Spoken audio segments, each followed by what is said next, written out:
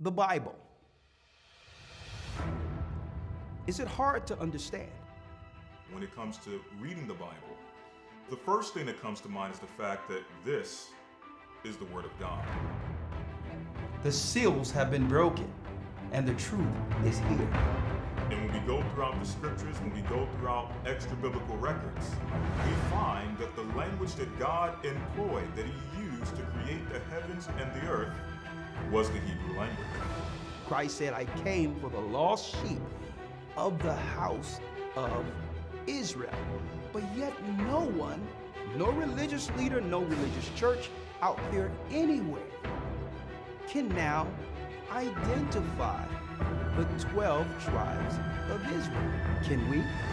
God is quite simple, but it seems as if man makes understanding Him hard. What are those mysteries? The truth of your book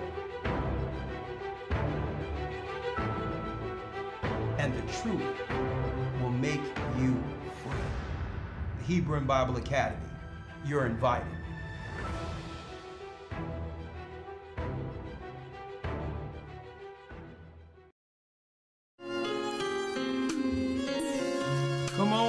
Come on in, brothers and sisters.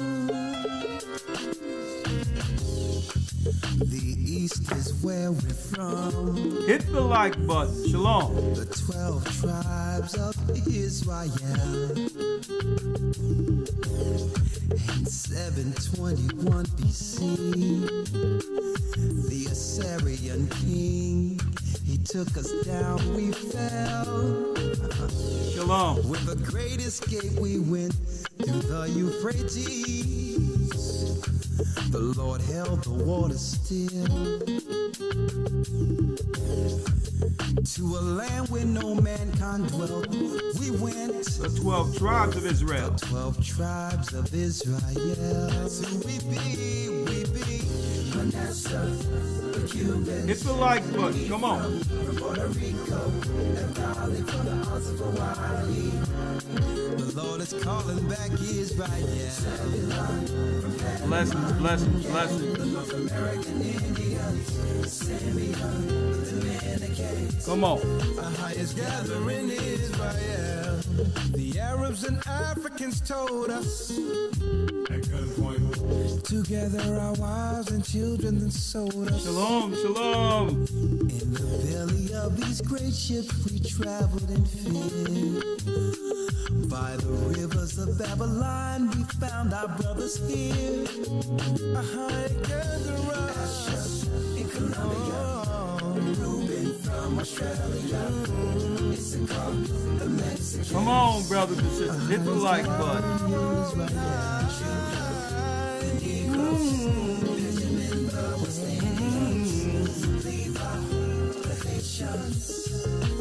Gathering in Israel.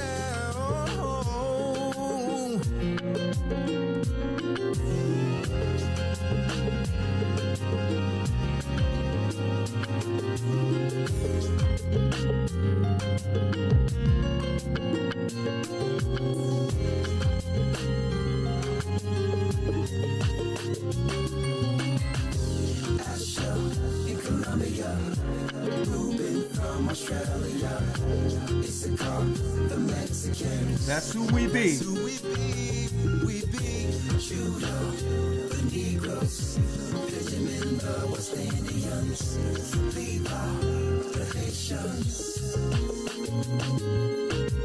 Come on. The Cubans, we from Puerto Rico, and Valley from the hearts of Hawaii.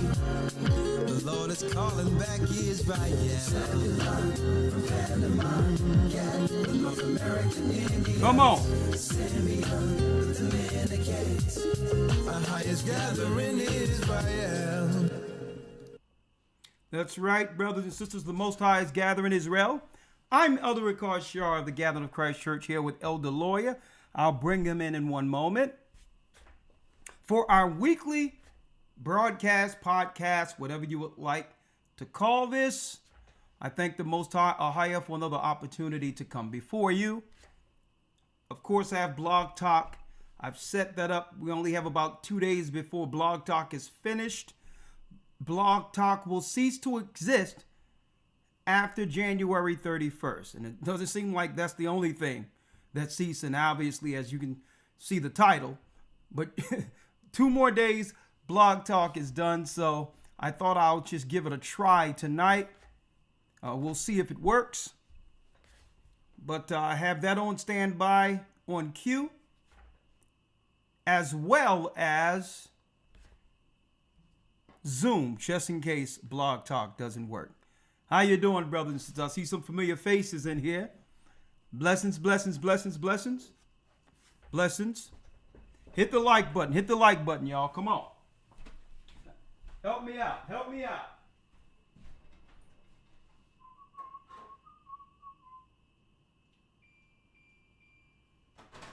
Hit that like button for me. Help me out. Hope you all are prepared. This is going to be an interesting year. Of course, we're preparing for the Passover, which is mid-March. Before that, the Purim. And of course, we have the new calendar coming, the new Hebrew and Bible calendar theme, which will be the 12 tribes of Israel. Hit that like button for me, please. Hit it for me. All right. Got Mississippi in the house. I see you. Cricoletta, all right. Shalom.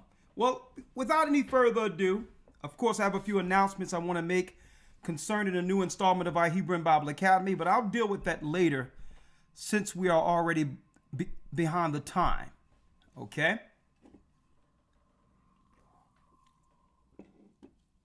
Shalom to my brothers and sisters. The 12 tribes of Israel calendar.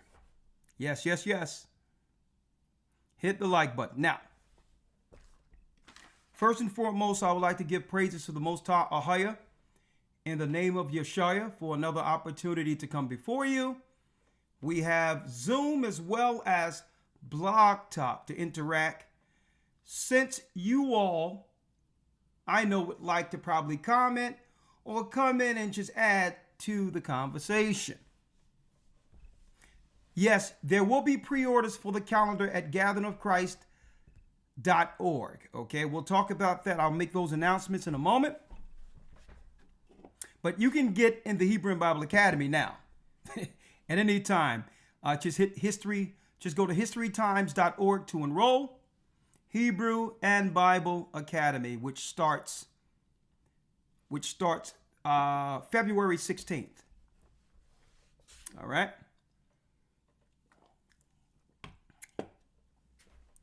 Jumping right in. You see the topic. You see the title. You all see the title before you.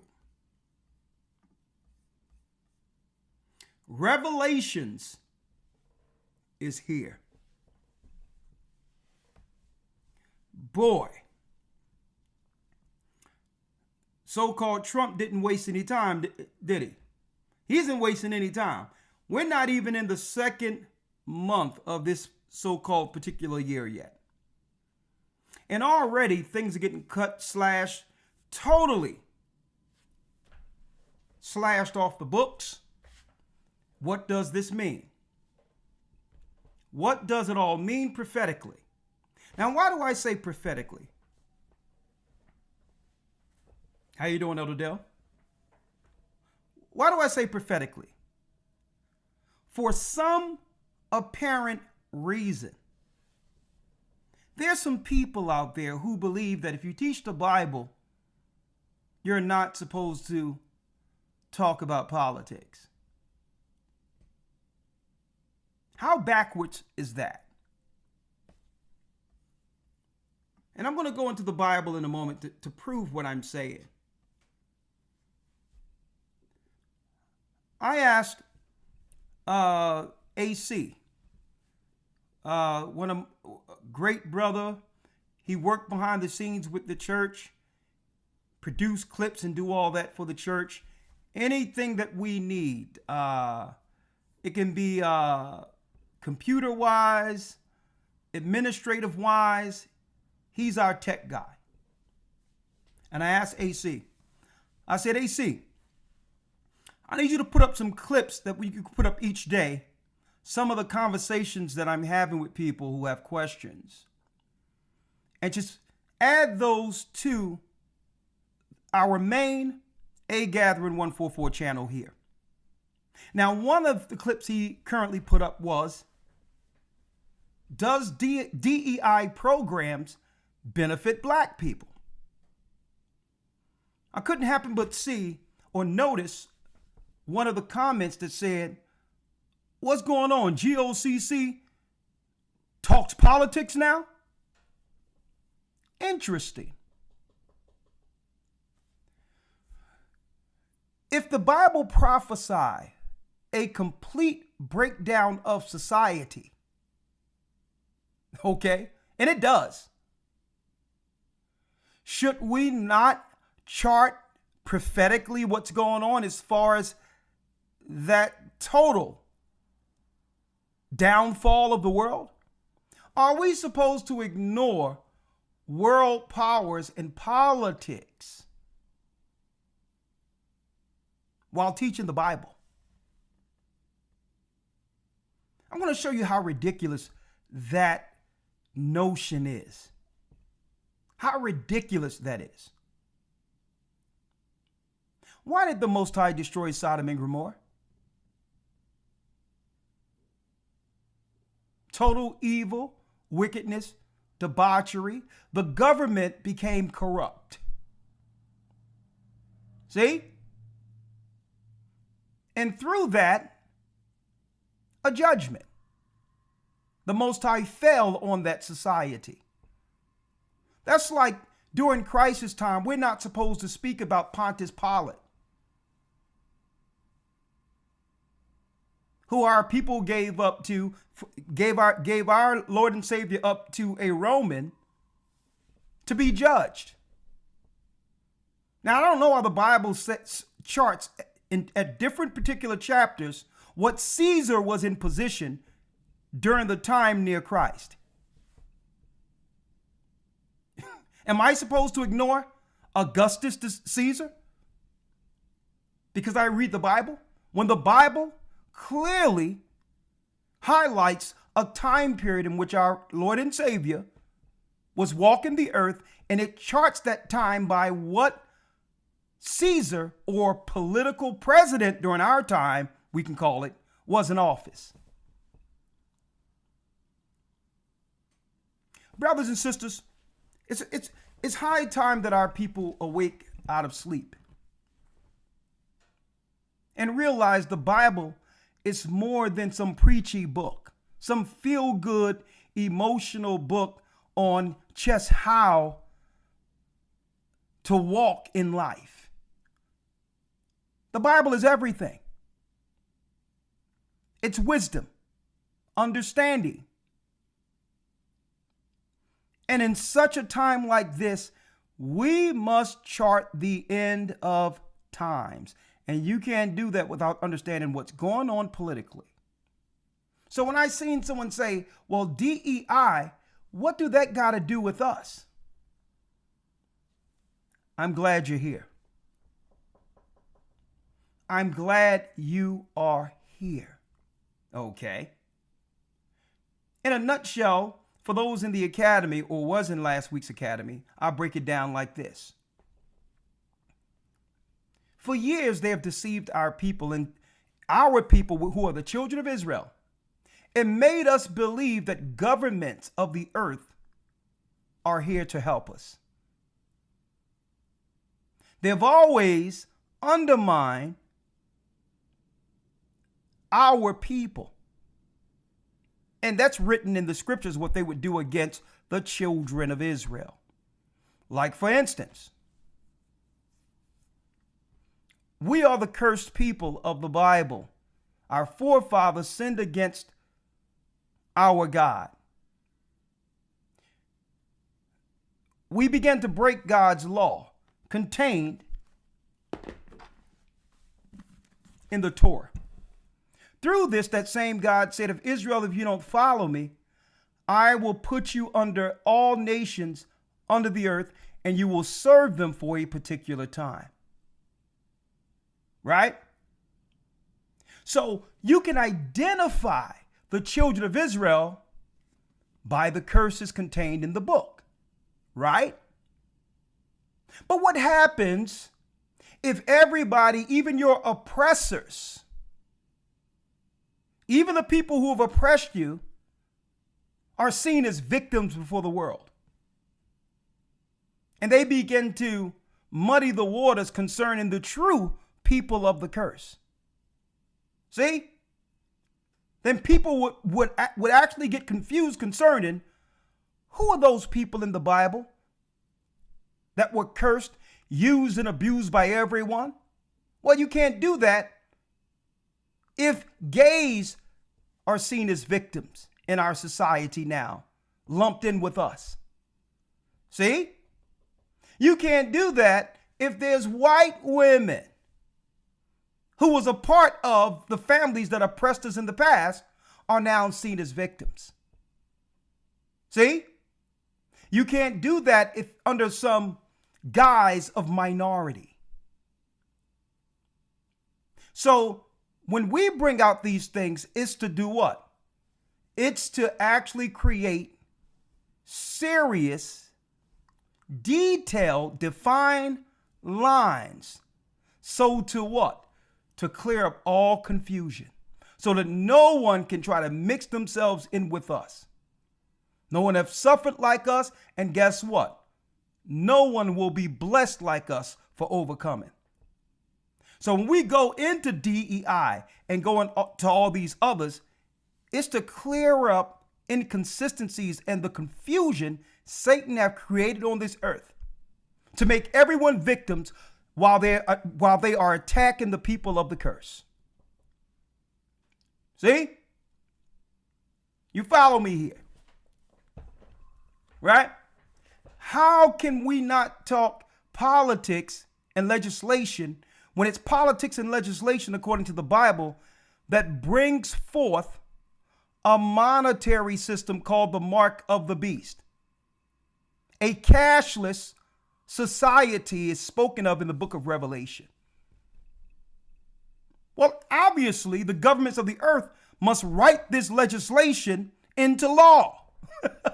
So when we chart these things politically, we're showing the world, not just our people, how close our Lord and Savior, how close he is to returning.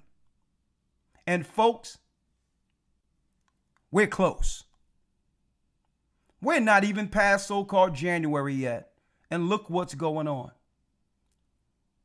So if you want to know what's going on geopolitically and get it cleared up according to the Bible, this is the place to be. Because there's nothing going on in the earth the Bible doesn't cover. Zero. Now we're in a complete breakdown of society. And so many people would like to ignore it. Why? Because really the world isn't prepared for what's coming. That's why they'd rather us not talk about it. So not only do we break down what's going on in the earth, we also break down what to do to get through it. And you cannot do that by ignoring politics. How you doing, Elder Lawyer? Shalom, sir. Can you cut on your mic? Salakia, can you hear me now, sir? Yes, I can hear you. How are you, Elder Lawyer? I'm doing well. How about yourself? I am blessed by the best. Good to see you. We just went through another Hebrew and Bible Academy. Thank you for all you do.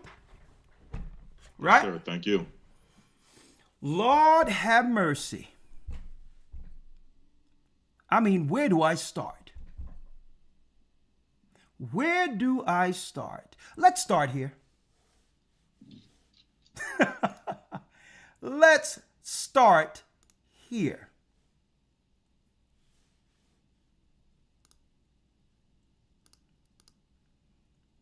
Where do I start? Matter of fact, let me pull up so everyone can hear it. Let's start here.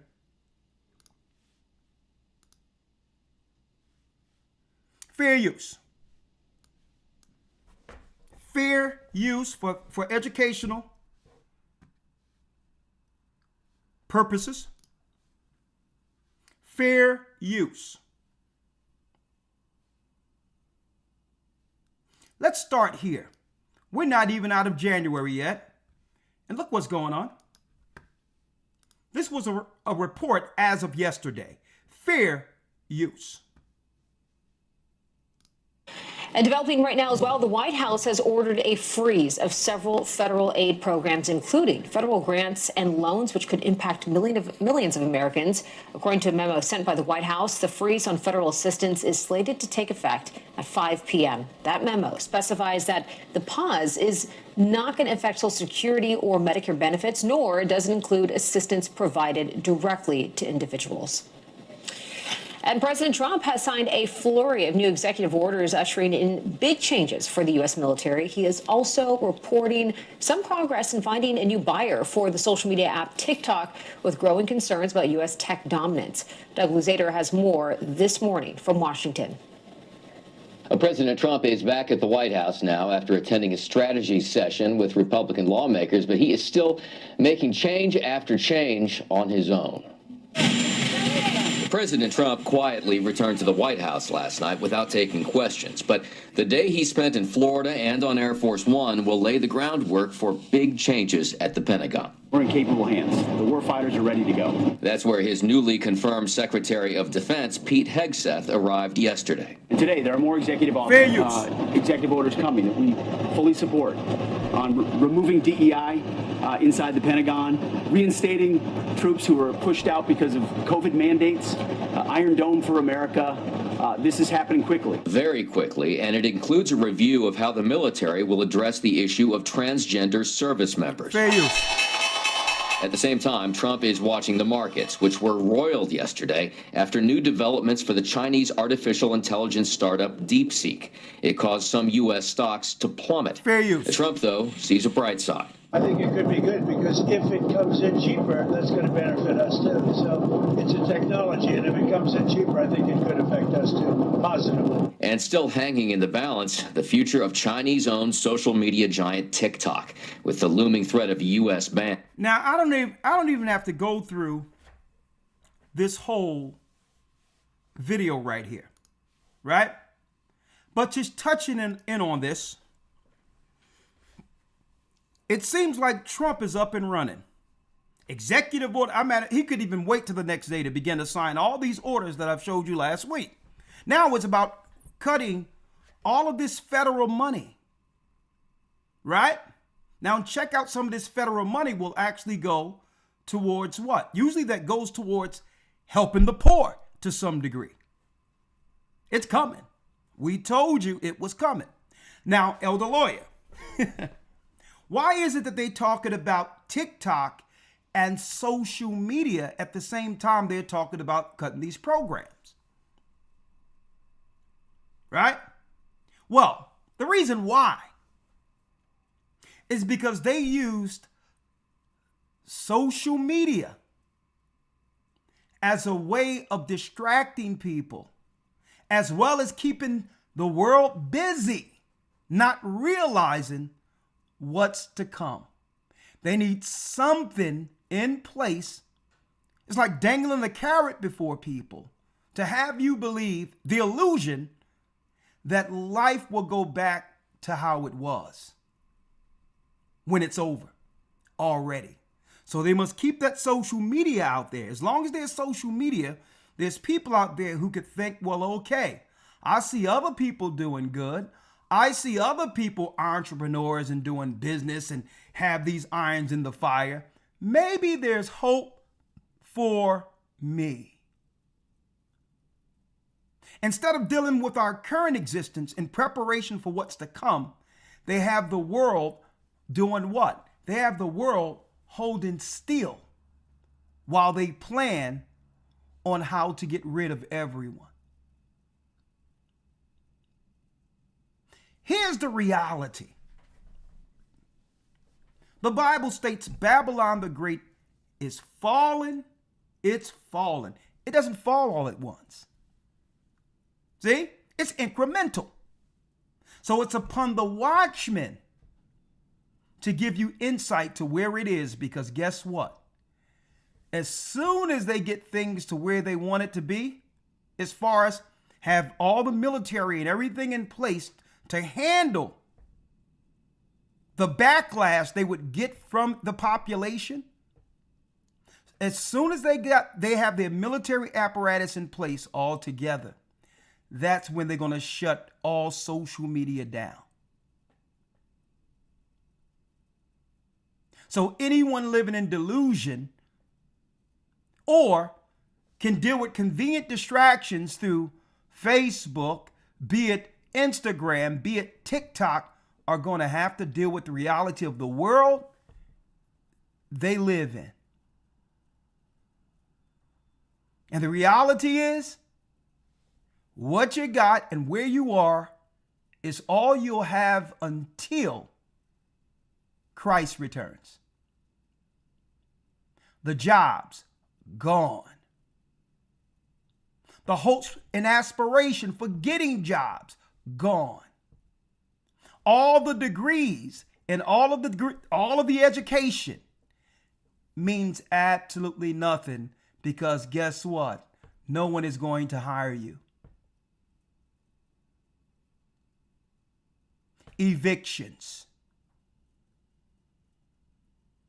And then debt prisons, to have to pay the debt you owe for your schooling. Why do you think out of all the debts the government will never forgive school loans? They have every intention on you working off your debt. In order to do this, they must roll all the money back that we've come accustomed to trusting upon. They must roll it all back. They're about to swing the pen. I'm going to tell you what they're going to do. And whether people want to hear it or not, this is what they're going to do. They're going to make all federal programs work programs. No more just giving people money strictly based on their income or lack of. You want government assistance? You must work for it. Minimum of what they require. And then they're swinging the pendulum. Let me tell you now where it's going. They're going to swing the pendulum. They're off the men because the men have figured things out. The men aren't going to get themselves in position anymore to be trapped. I'm hearing it and I'm seeing it, and I've been telling people this for years. Men is like, well, you know what? I'm not agreeing with a bad deal anymore. I can see what's going on with my family, my brothers, the people around me, and the juice isn't worth the squeeze. And men see what's going on, but they're silent. So that now, under Trump, they're going to swing the pendulum the other way. Listen to what I'm saying on this date, this so-called January the 29th. Mark this down. Make sure you have this timestamp and play it when it happens. They're going to make paternity test mandatory before someone signs a birth certificate. And then they're going to, I'm going to tell you what they're about to do. They pressed on the men until the men started saying, well, okay, how do I survive? I mean, that's what you do. It's the survival of the fittest. When society starts going a certain type of way, people begin to adjust. So when they see men are maneuvering around these traps, the government have set up to destroy them inadvertently through other people. They were like, okay, let's not press on the men. We'll deal with them later. Let's now press on the women. And the women will press on everyone else for us. Because there's a lot we've been letting women get away with. And they know they've been getting away with it. So, you know what? It's time to slide over there and now charge them and blame them for the same things we've been letting them get away with for decades. That's what the government is about to do. Why? Well, that pressure leads to what? Obedient servants. It's about to happen. And the overall spirit of what the Most High is doing in the earth is forcing people back to what? To what worked since Adam and Eve. That's what it's coming down to.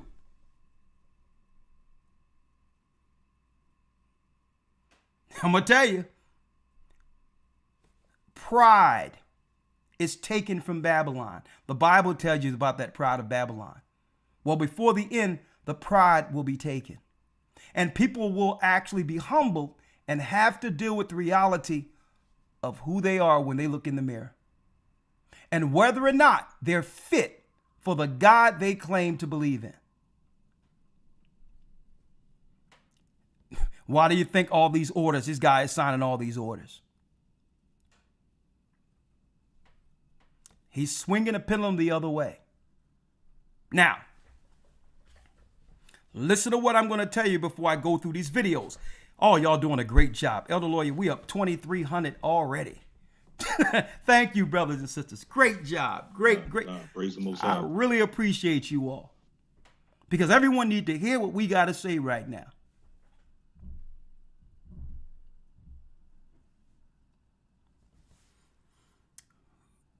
Where will things go next? Thank y'all. I really appreciate it. Where will things go next? Let me show you. Now, right now, there's so many people suffering.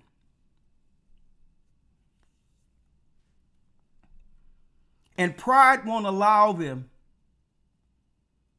Their pride won't allow them to accept their current circumstances. Social media won't allow them to say, well, okay, the escape of social media gives them that escape, but the reality of the life is grim. Let me tell you this. Matter of fact, I can show you better than I can tell you, because it didn't just stop with Trump slashing the federal aid and grants, right? Now, they made a temporary stay on some of the programs until Monday. Until next Monday. But folks, it isn't just America. Fair use. Check out what they're doing. And the Bible calls this in the book of Daniel the beginning of desolations. Right? Look at this here. Fair use. Not just America. U.S.-funded aid programs around the world have begun firing staff and shutting down as the Trump administration's freeze on foreign assistance brings their work to a sudden halt. The Trump administration says it ordered the foreign aid pause to give it time to decide which of the thousands of humanitarian, development, and security programs will keep getting money from the U.S. In the meantime, U.S. officials ordered the programs to stop spending immediately. Only emergency food programs and military aid to allies Israel and Egypt are exempt. The United States is the world's largest source of foreign assistance. Down here, listen to what I'm saying. He slashed foreign aid, and very few people are talking about this. To all the foreign countries outside of Israel and Egypt. Right? Now, remember when Kamala and others and Biden was threatening Africa for not accepting LGBTQ policy last year? That was the Democrats. But the money, the foreign aid to these other countries are being slashed by the Republicans. So they are seeking to cut the money that's going to Africa, the children of Israel there. Very few people know about this. The beginning of desolations. Right? Tightening the vice every place the children of Israel resides. Right? Now there's something else.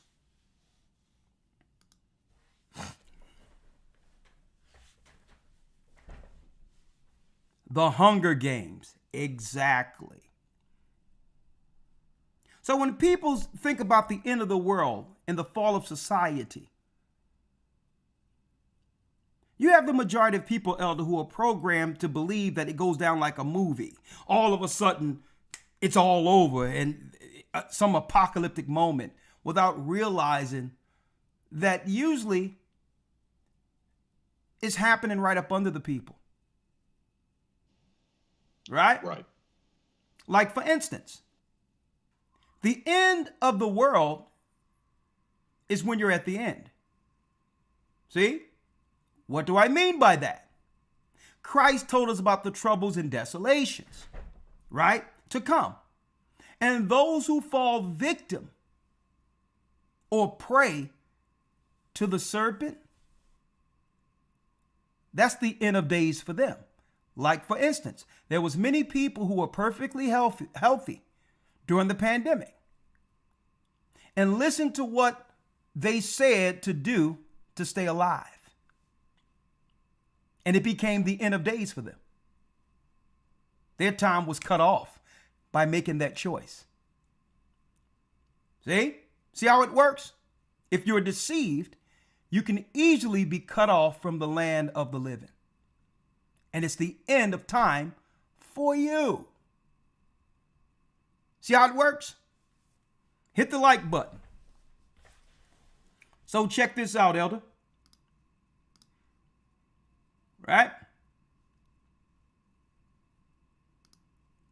Now, what's going on? And thank you, Elder. Thank you, Elder Shapat, for sending me this video. There's a few more things I want to deal with Trump in a moment, as far as a lot of what he's signing in the legislation without anyone understanding. Folks, I can't play the whole 19 minutes. I put up a clip the other night. Does DEI benefit black people, right? It was really a rhetorical, question, right? It was really, it answers itself. The answer, DEI was never for us. It was to undermine us. But what? You must be all things to all people, all men, to gain a few, folks. So when I put a title out there for people to come into a video, it's not just for those who can see and believe like us. There's many people out there searching for a direction now that the government is pulling everything from up under them, who depended on DEI and need some direction on what to do going forward, because some of these people can't see going forward without government assistance. So when I put these titles out there, they're intentional. Because I know people are searching for, okay, if I can't depend on the government doing what they were doing, then what next? So I put that title out there so they can click on it and understand what DEI really is. And what God say we must do in the midst of Babylon falling. Are you following me here?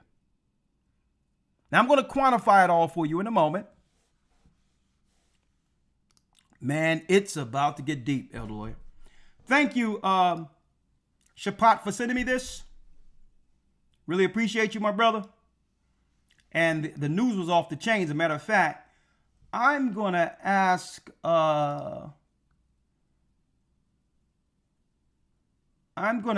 AC if he can cut a few clips from what we talked about.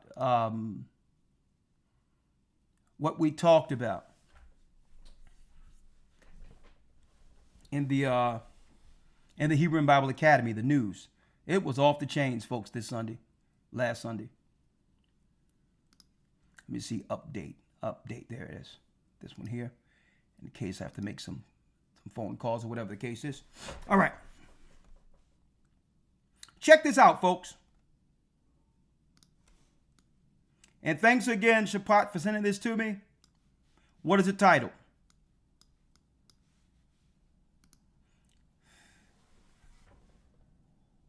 Continues as white woman in tears after getting fired, DEI. Fair use. Well, not how I wanted to start my 2025. I was just laid off. This is actually the first time I've ever been laid off, so I don't really know what to even do or how to process anything. I just dropped off my laptop. It sucks the most because I seriously was only at this company for 2 months. I literally got this job in October and loved every single second of it. Unfortunately, the company was acquired and a lot of us were let go. Nothing you can do about it, but it definitely sucks. I have no idea what I want to do. I don't know if I want to even keep working for a company or what. I got my real estate. Now you see what TikTok is right now for people? See? Are y'all seeing this? TikTok has become the psychiatrist couch. Okay. Right. A way to air out what you're dealing with so that people in the chat or people in the comments can sympathize with you or can say, I know what you're going through. It's going to be all right. Right? So TikTok has become the psychiatrist couch. People used to lay on the couch and just talk to a person to air out, when there was trauma, not understanding what direction to go into, losing a job, trouble with the family, marriage on the rocks. Now they go to TikTok. Right? She don't understand what's going on here. Right? How is it me? Out of nowhere. Okay? Out of nowhere. How did I get laid off? Huh? Let's finish. Check it out now. Now, because why am I going here? How is she included under a diversity program that came out of civil rights? That's crazy, ain't it? But I digress, because they're in trouble too. I'm going to show you the plan they got. It's going to blow you away when you see the plan they have.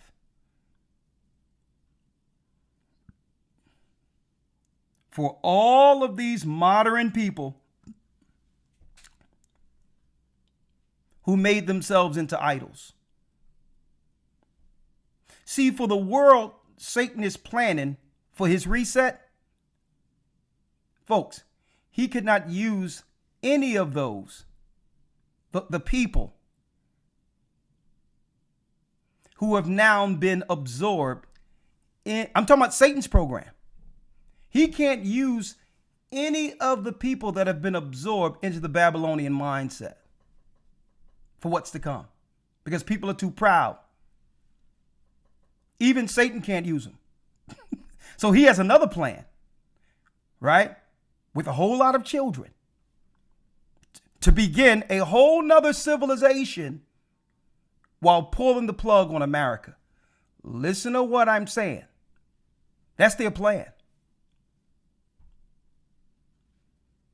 They can't have, even Satan, he can't have entitled people. He can't have people who don't want to work. He's going to need new servants to build a new society they're planning. And I'm going to show you what that is, even though the Most High is going to put a foot on that worm and those who are helping him. But that's their plan, folks. Step by step, I'm going to tell you tonight. I'm going to tell you tonight what really happened with the money they claim went to Ukraine. You're going to learn tonight why they're cutting all the federal programs and all of that. They're pulling all the finances from under Americans intentionally. Okay? You make them weak before engaging them. See? No money, no mischief. See how it works? So she had it going on, and what happened? State license back in early October. I'm like, maybe I should just pursue that. But I also really liked the idea of having like a stable income with a job. I'm also getting married this year and have lots of expenses. So yeah, I still know it's going to be a great year. Like, I'm truly trying to be positive. I know everything happens for a reason, but yeah, I guess we'll see. Well, I'll tell you what, though, elder lawyer, she's smart enough to have a fallback plan. I'm getting married later this year. Right, exactly.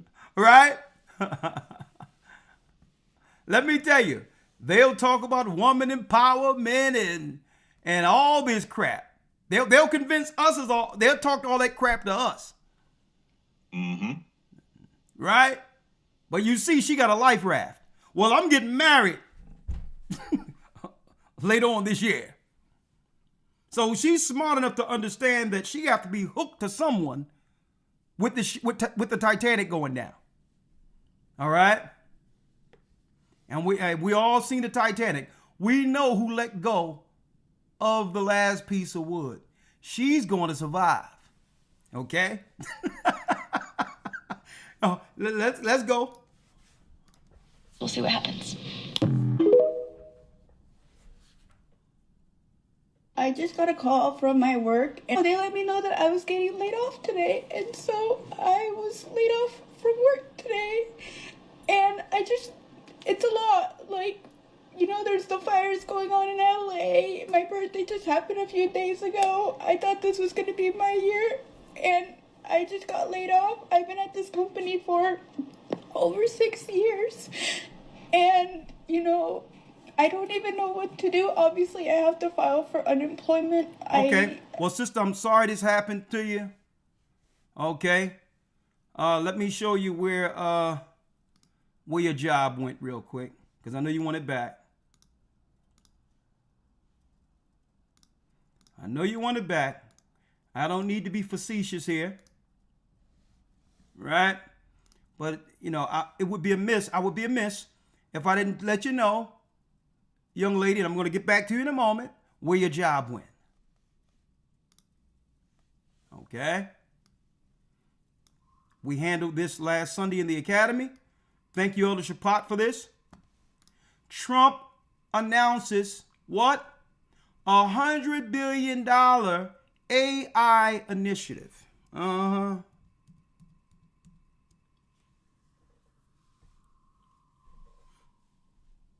OpenAI, Oracle, SoftBank formed a new joint venture called Stargate to invest in data centers, building on major U.S. investments in technology. So guess what? A lot of these office jobs, they'll no longer need people.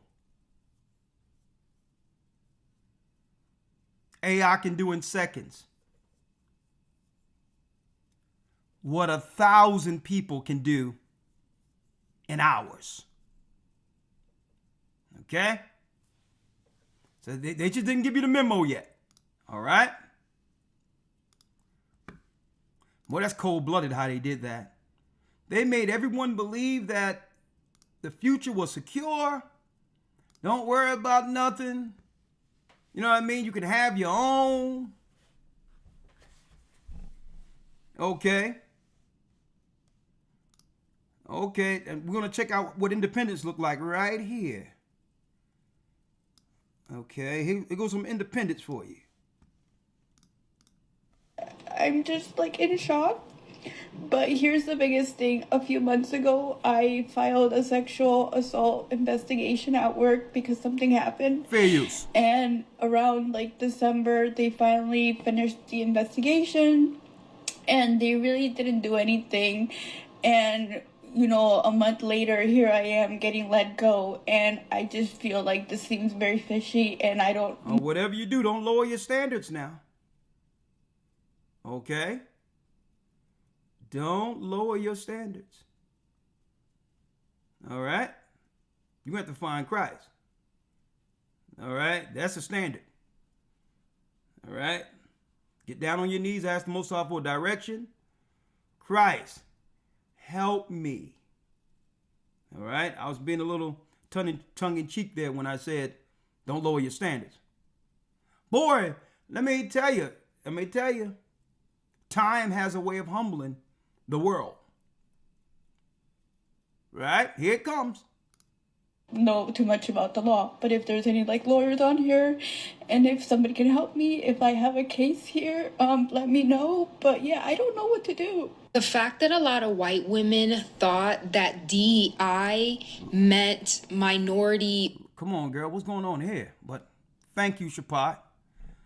Lord, no way would I have my daughter going out like this. Okay, you got to get it together, young lady. Or black people, that it didn't include them is the funniest thing to me, because white women are DEI hires majority of the time. They benefit from DEI initiatives. So the fact that you would vote against your own interests and then get upset that this is happening to you is just like hilarious to me. What do you mean you didn't realize that you were the diversity hire? Like, you're a woman and you think that you have an equal playing field in this game as a white man? The fact that we have this program set in place stops companies from discriminating against you based off your gender. So I just don't understand why you would think that, oh my God, I'm in the same playing field as a white man, because you never will be. You actively voted against your rights to appease white men, and you're going to pay the consequences for that. DEI does not just mean black people. As a white woman, hey, lawyer, when were they going to give us this memo? They made us believe the whole time DEI had something to do with us. Right, we would have poster child for it. Yeah, every time I see DEI or some program, right, they got black people in the front of it. On the posters. Right. I mean, when were they going to get us? When were they going to, invite us to this party and understand what this is? Right. Now, in a nutshell, let me tell you what's going on. There was never supposed to be DEI. Right? In a nutshell, I'm going to quantify this a couple of seconds before I go back to the video. This was some Obama crap, okay? 2,900 people, thank you. Please hit the like button as you come in. There was never supposed to have been DEI. When you go to the book of Deuteronomy 28, it talks about some people coming over in slave ships. Deuteronomy 28 and 68. When you go into the book of Hosea, it says those same people where it was told to them, ye are not my people, there it shall be said that you are the children, you are the sons and daughters of the living God. That they would realize, our people would realize that we're the chosen in the same land we were sold. We were sold under. Now, when our people started realizing who we were, because they would try to make people believe that people just started figuring this out when the internet came, which is a lie. When we started figuring this out, we started looking over there And we was looking at what the Jews were getting for what happened to them over in Germany. Well, hold up. If they can get this being converts, what are we supposed to be getting as the true people according to the Bible? So that's what Jews get? Right? So we started waking up. So they had to begin to muddy the waters. First of all, there was not supposed to be any DEI programs. There were white women who had slaves. There were Jewish people who had slaves. There were other people. We were the people who were oppressed in America's Holocaust. Mm-hmm. And a matter of fact, because of this, when they got rid of slavery, Deuteronomy 28:68, right? In the late to mid 1800s, they drafted the 13th Amendment to free the slaves. Well, what are you going to do about people who aren't considered people? Well, the 14th Amendment would make these same people what? Citizens, birth citizens. And that's where you get the whole birth citizenry from in America. That was only supposed to be applied to those who were enslaved in America. It wasn't supposed to be a situation where someone can come over here and have a child and that child become a birth citizen. Unless one of the parents were from chattel slavery. Y'all see that? So they undermined our people and started adding all of these others to actually undermine us from other places, so to slow up the prophecy of Israel coming together. They said, we're going to cobble together a whole group of misfits and say that they're minorities just to leverage politically against the awakening, against the children of Israel who are waking up.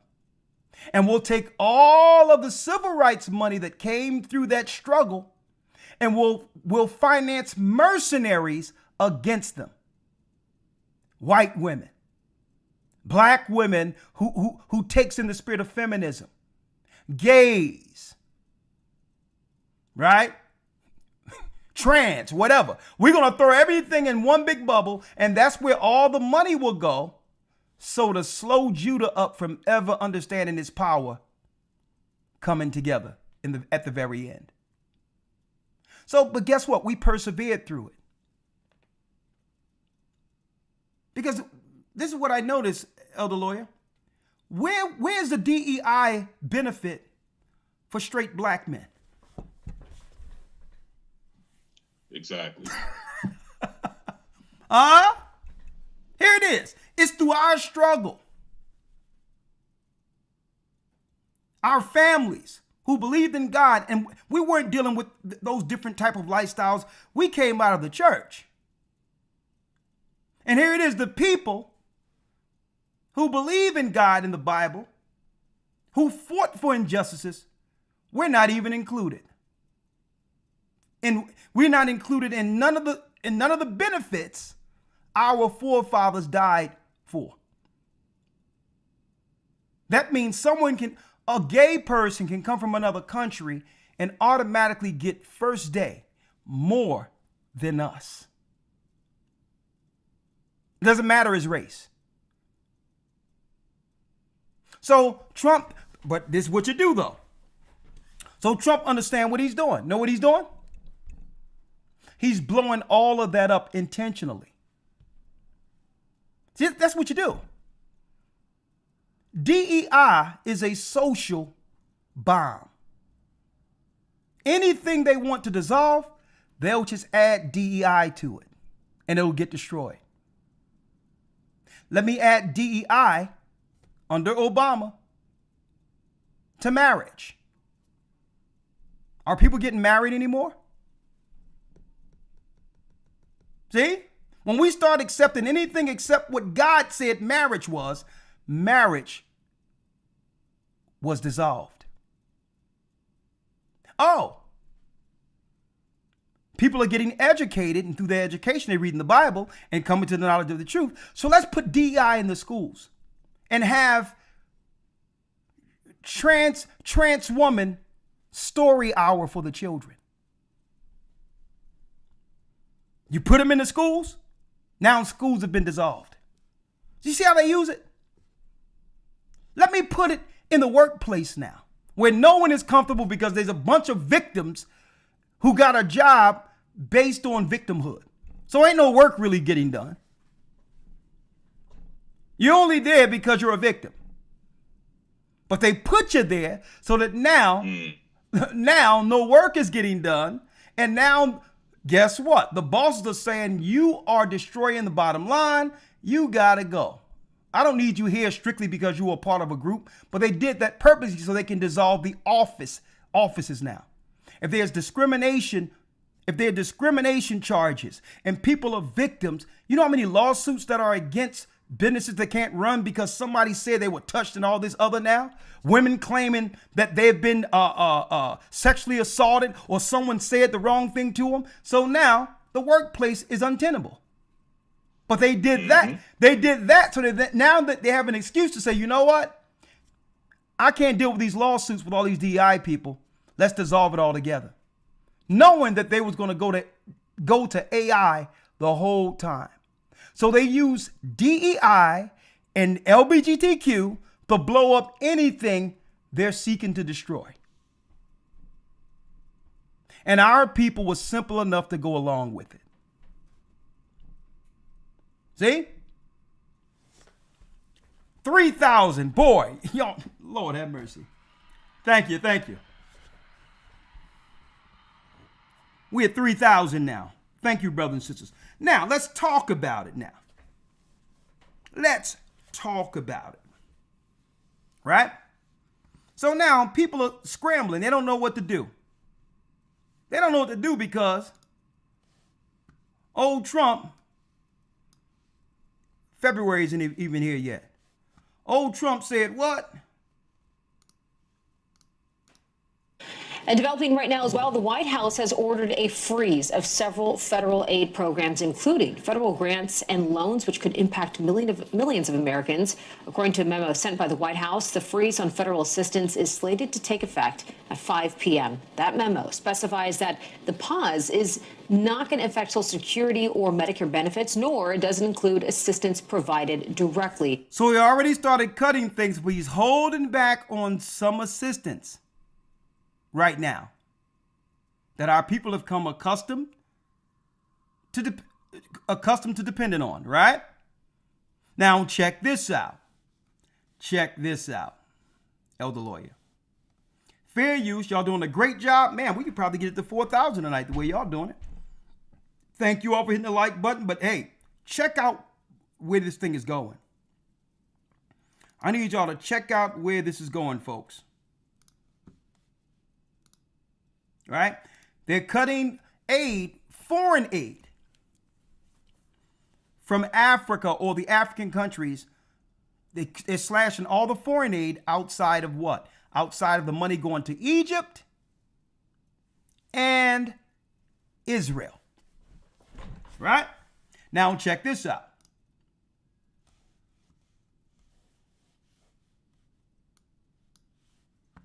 Fair use. The deadline for Trump's funding freeze was set to take effect at 5 p.m., and it could have impacted several crucial agencies and organizations that rely on government funding. Fox 8's Sharon Crowley has been following all the developments and joins us now to break down what this all means, Sharon. Yeah, that's right, Natasha and Bianca. A federal judge has temporarily blocked a Trump administration freeze on federal grants and loans that could total trillions of dollars. U.S. District Judge taking action minutes before it was set to go into effect tonight. The administrative stay is paused. paused the freeze until Monday. Now, the White House had planned to start the pause as they begin a review of all federal spending. The plan sparked confusion and panic among organizations that rely on Washington for their financial lifeline. Administration officials have said federal assistance to individuals would not be affected, including Social Security, Medicare, food stamps, student loans, and scholarships. This is not. So they're keeping all those things temporarily in place, Elder Lawyer. Some of the programs we've come accustomed to depending on, right? Social Security, food stamps, right, all that. They're keeping that. But all that DEI and all that stuff, folks, let me tell you, folks, I'm going to show y'all why they're able to cut these programs. Right? Real quick. And I don't know if anybody knew this. Here's what nonprofits programs became. And they were allowed to do this right up under our noses without any pushback. Hey, do y'all know this is a nonprofit right here? What are we seeing here?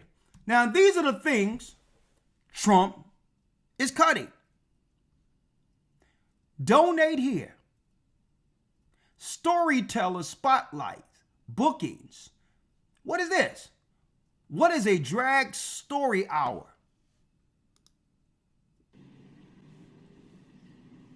All right, folks, here we go. A romaine and kale salad with avocado, cucumber, shishito peppers, and 4 kinds of cheese. Sprinkled in balsamic straight from Italy. Wow. In my day, salads only had 2 ingredients. A rock-hard wedge of iceberg lettuce and a stinky old dried-up tomato. Sorry, guys. I'm gonna have to eat fast. Alex is stopping by in a few minutes to work on our robotics project. Alex? Is that the girl with that weird dog? Or the boy with the hat with the wings that flap? No, Uncle Jay. This is Alex. Oh, okay. I remember. A very nice young... Come to think of it, well, is Alex a boy or a girl? Actually, Alex doesn't define themselves as boy or girl. What? You see that? Now, we used to hold hands and pray around the table to our God in Christ. I remember these moments were bonding moments for family. Now, you see they got a black family, not talking about God, Christ, and how to stay together, educating grandpa on diversity.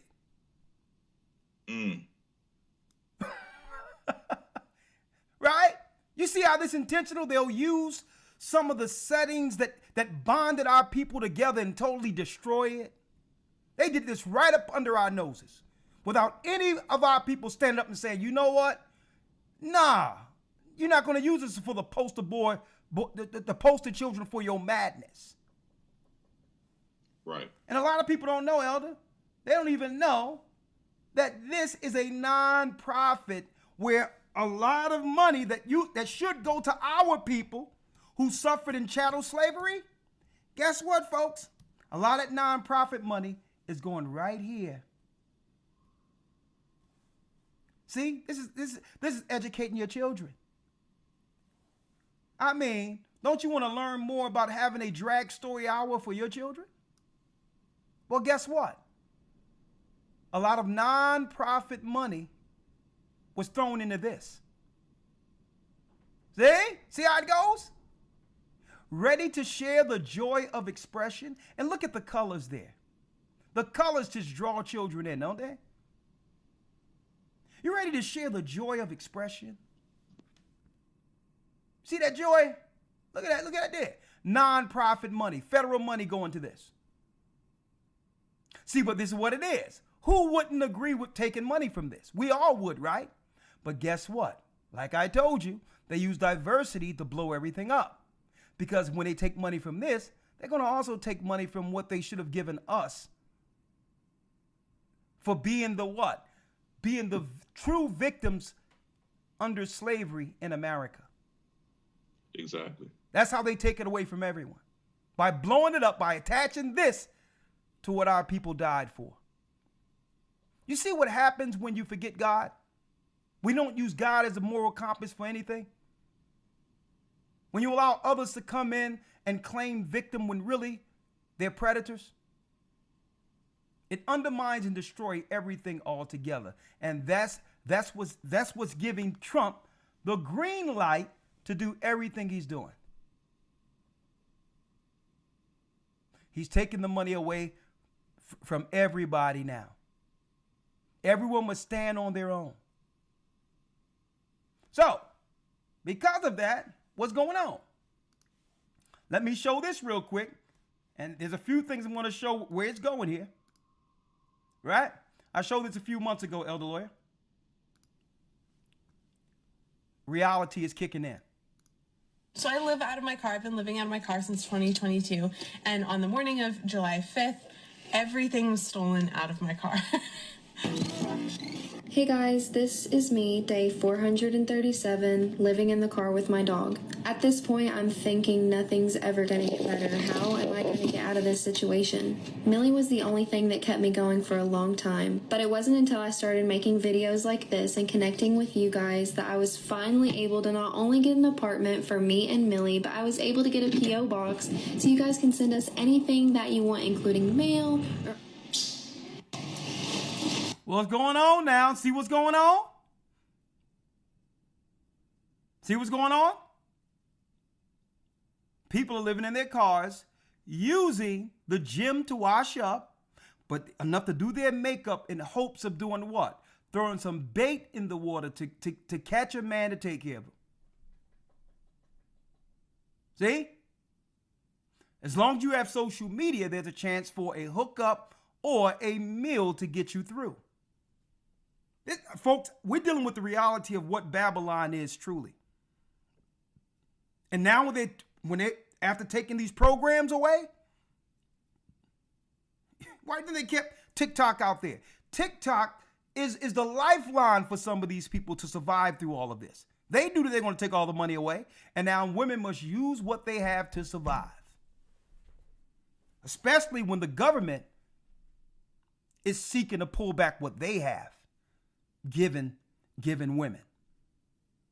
This ain't no black woman thing. This ain't no white woman thing. This is an American Babylonian thing. It's about to get real out there.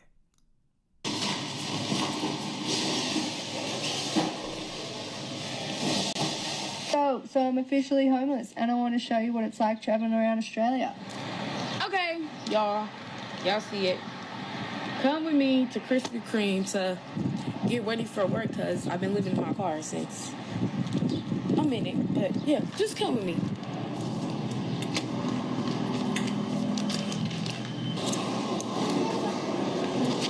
Hi, I'm doing good. I don't want to be a bother, but I was just wondering, can I use your bathroom to get dressed for work, please? Thank you. No, I'm sorry. I just wanted to make sure so you don't think I'm like doing nothing like weird. Thank you. Now, I'm going to show you where it's going, Elder. Show you where it's going now. Hold up now. Fair use. Check out where it's going. Not a blanket pause on federal assistance and grant programs from the Trump administration. Individual assistance, that includes, I'm not naming everything that's included, but just to give you a few examples, Social Security benefits, Medicare benefits, food stamps, welfare benefits. And I'm going to tell you this. Yes, they have cars, but folks, hey, I know how it is. Hey, they better be used cars, or you need to learn how to dodge the po-po man, the possession guy, the repossess. Believe me, there's a whole other video on the women who were living in their car where their cars were repossessed.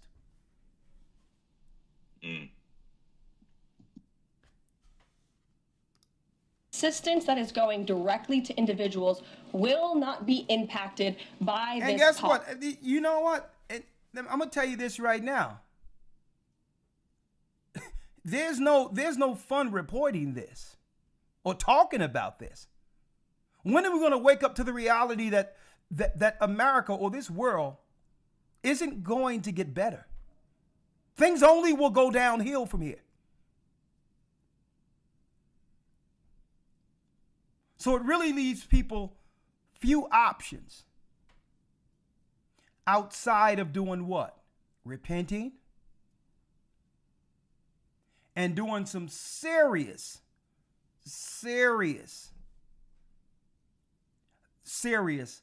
thinking. Some serious inward thinking on what direction I go, knowing that this thing isn't going to get better.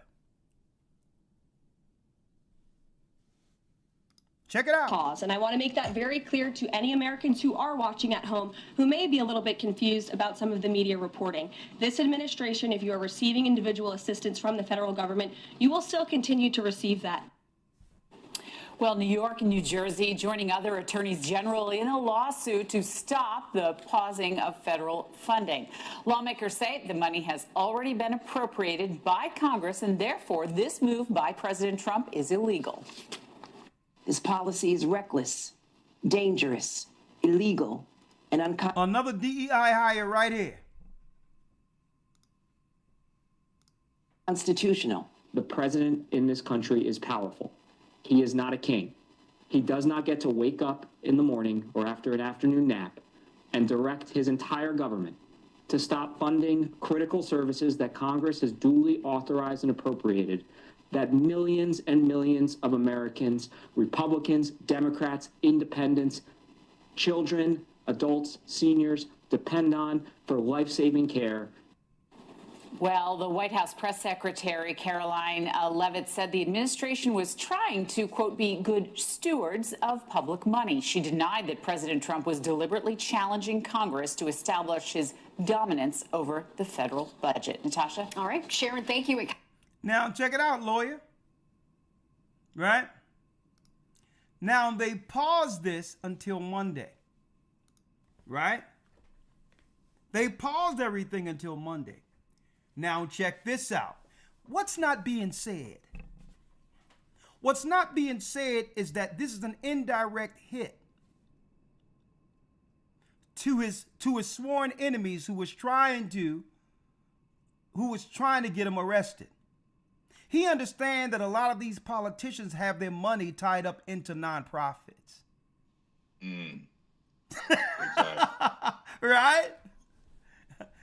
So he's saying, I'm gonna cut you off the way you tried to cut me off. Let me tell you, the Clintons have foundations, the Obamas have foundations. These are all nonprofit foundations. See? And they were able to get it under the guise of DEI, or before that, affirmative action, which have nothing to do with DEI, y'all.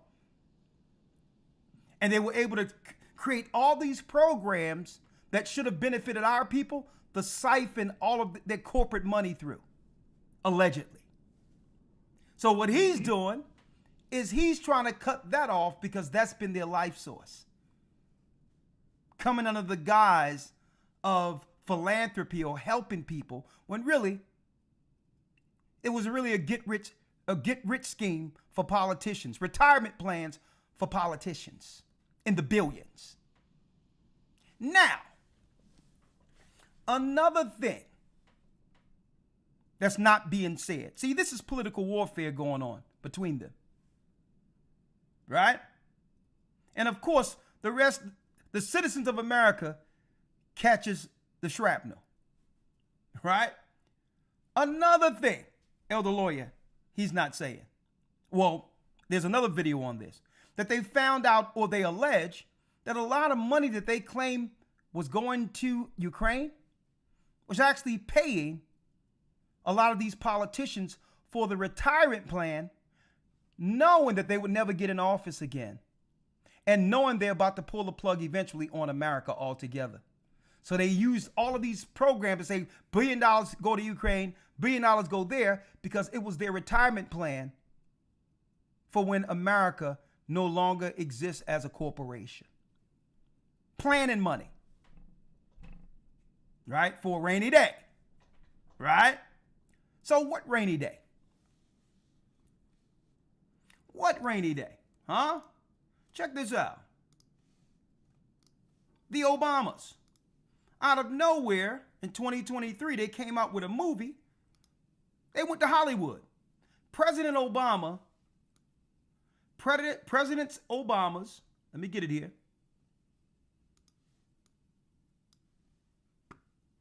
President Obama's involvement in Leave the World Behind explained. Leave the world behind. And what was Leave the World Behind about? A Netflix blockbuster showing the beginning of the complete breakdown of society,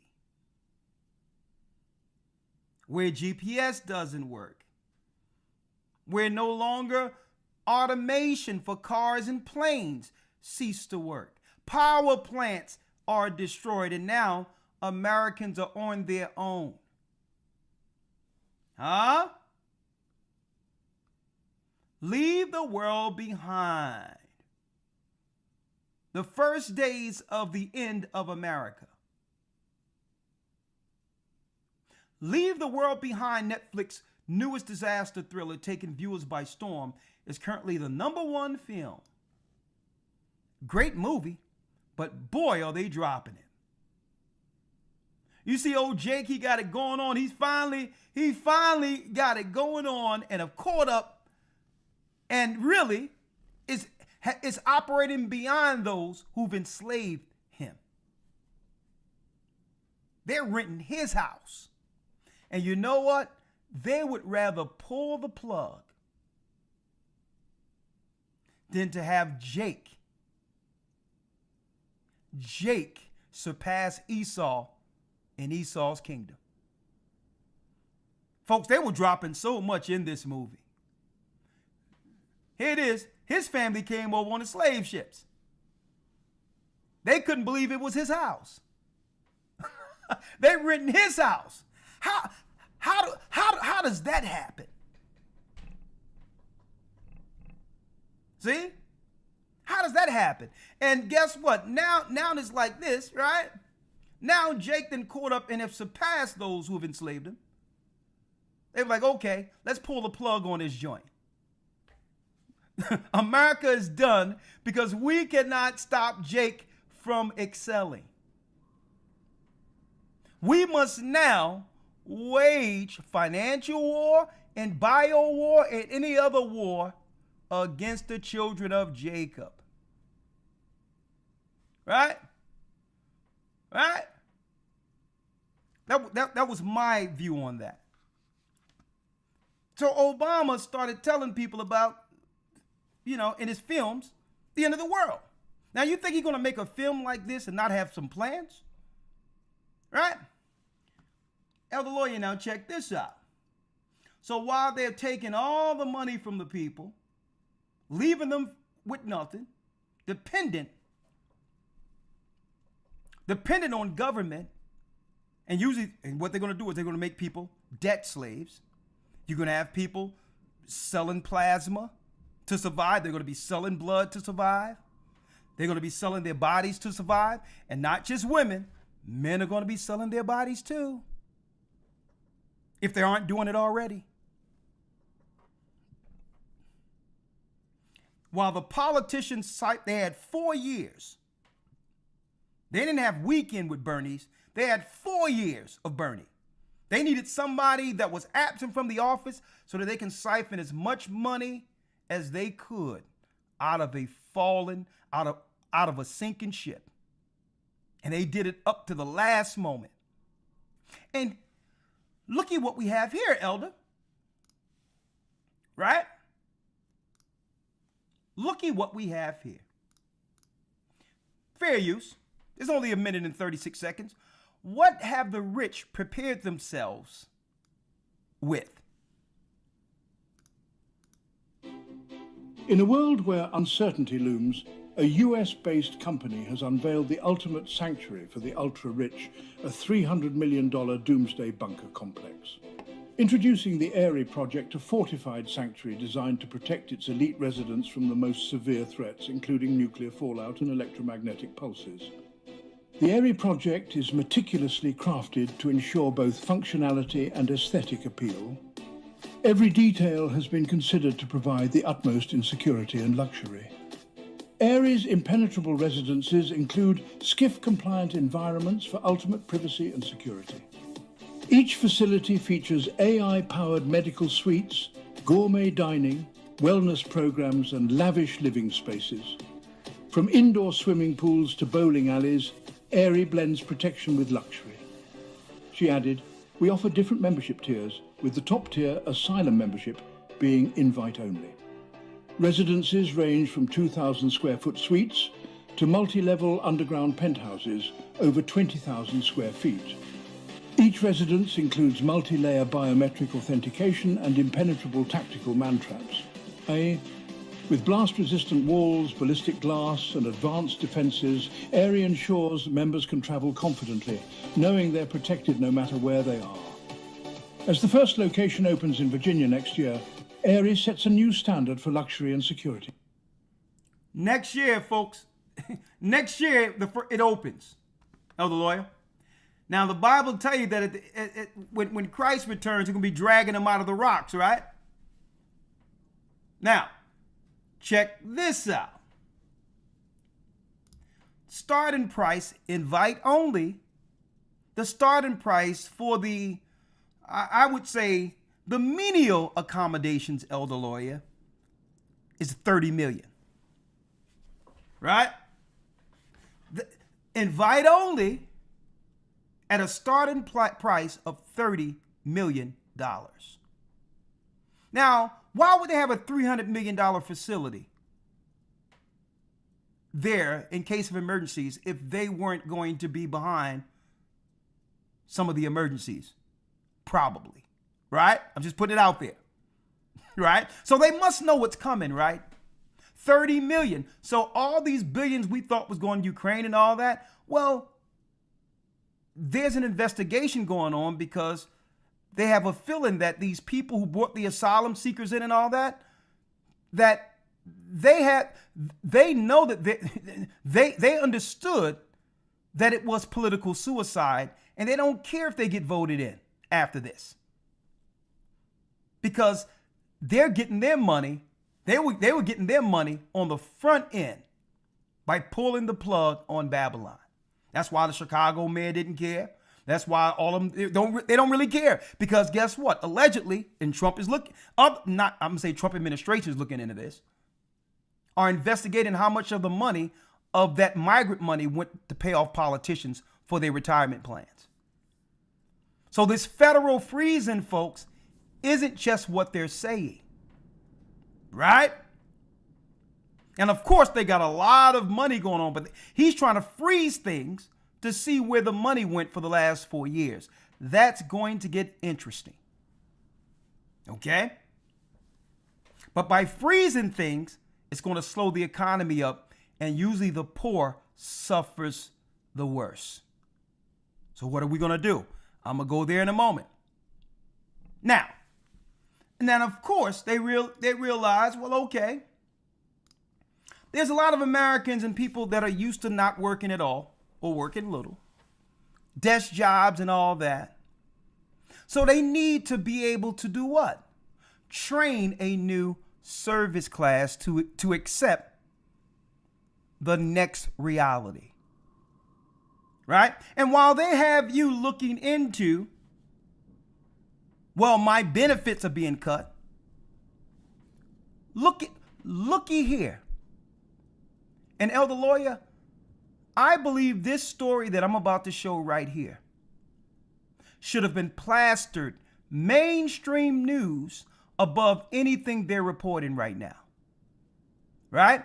Because if you're going to build a new society after pulling the plug on the people who live in America, you must have a new service class to raise up under the new society. Right?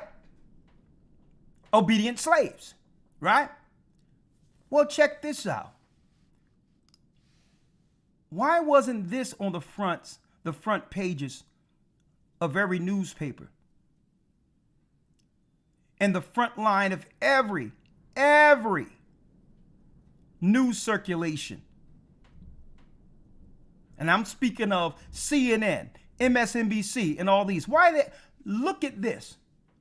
While they're telling you about the federal funds that are being cut, right? Look at what they found. Now, the second wave that Tom Homan, that the borders are for, Trump has told me about, and all of this will focus on those missing children, hundreds of thousands of them that we know. And that number has started to already come down, Emily, from 300,000. So they've found about 75 to 80,000 of those kids already. If they can... Hold up. They found how many? They found between 75 to 80,000 children, downward from a recorded number by Trump stated is 300,000 children missing. And they said they already found 70 to 80,000 children already. Well, where's the other 200,000 children?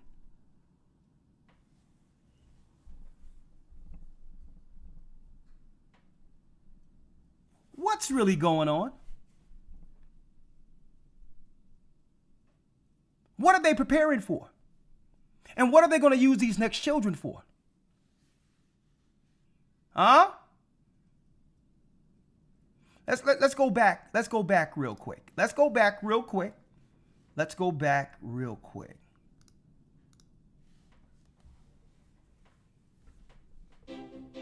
In a world where uncertainty looms, a US-based company has unveiled the ultimate sanctuary for the ultra-rich, a $300 million doomsday bunker complex. Introducing the Airy project, a fortified sanctuary designed to protect its elite residents from the most severe threats, including nuclear fallout and electromagnetic pulses. The Airy project is meticulously crafted to ensure both functionality and aesthetic appeal. Every detail... Y'all see what's going, folks? See what's going on here? They're already prepping for the next society. They've pulled the plug on the past America already and have begun the transition.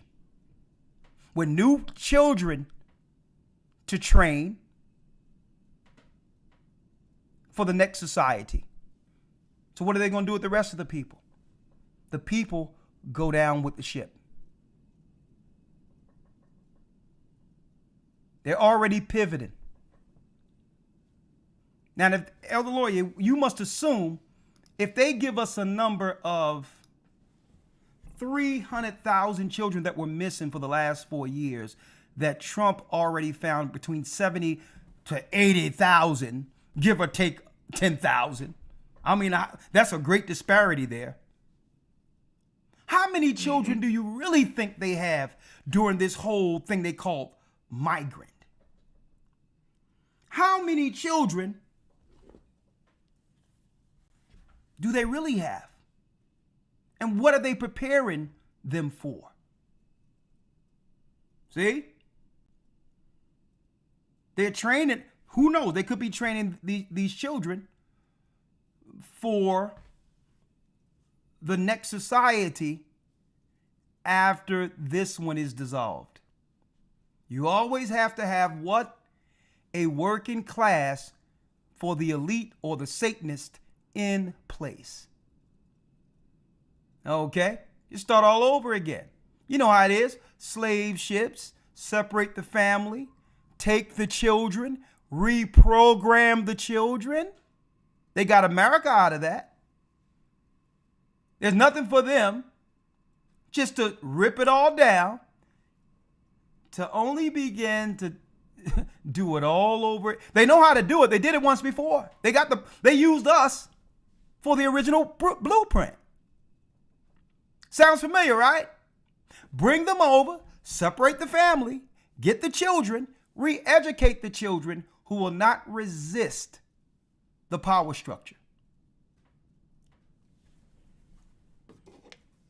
See? There you go. Now, before I read this scripture, Elder Lawyer, there's one other thing I would like to show, right?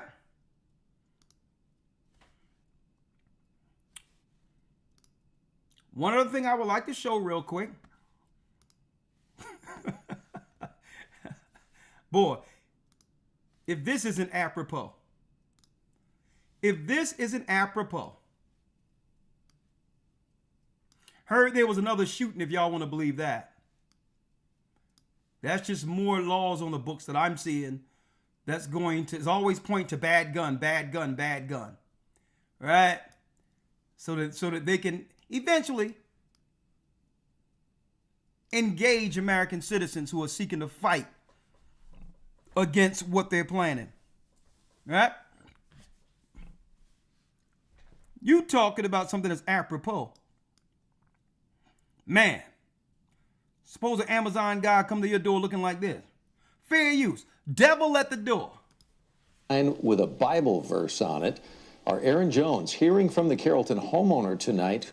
Lots of people nowadays have security cameras as doorbells and around homes today, but one person we met saw this on her doorbell camera. Somebody in that mask holding a sign with a Bible verse on it. Our Aaron Jones hearing from the Carrollton homeowner tonight who has one very simple question. Why? He got Revelation 21 through 15, Elder Lawyer, where it talks about the judgment and Satan being released from the bottomless pit. You can't make this up. Huh? He came to deliver an Amazon package. All right? He come to the door with Revelation 20 with horns. And you know, we teach that in a lot of our lessons about the judgment of this world and all that. And it's right at the door. The devil at the door leaves the homeowner shaken by disturbing ring camera footage. But this is where it's going to be, Elder Lawyer. And this is why we go into real-time breakdowns of what's going on politically as Babylon falls. You cannot break down the Bible and not understand what's going on politically. Because now we understand how the world, well, America and the world will get to what the Bible says would be what? A complete breakdown of society. Now we understand where it goes. Because what happens if they take all the federal funds away, dissolve all the programs, take all the jobs away, right? Make it where they close down and make food deserts in other places where you can't even get food. And then on top of that, burn thousands upon thousands, hundreds of thousands upon thousands of farmland, like in California, that would bring us our produce and food this coming year. What happens? With no hopes of bringing anything back. Folks, when they close down these stores, they're not reopening them. When they say a Walgreens close, a Walmart close, a supermarket close, nothing is coming back in its place. So what happens?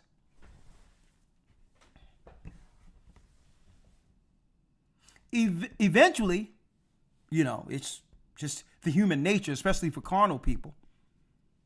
The people will begin to fall on one another for the sake of survival. That's what happens.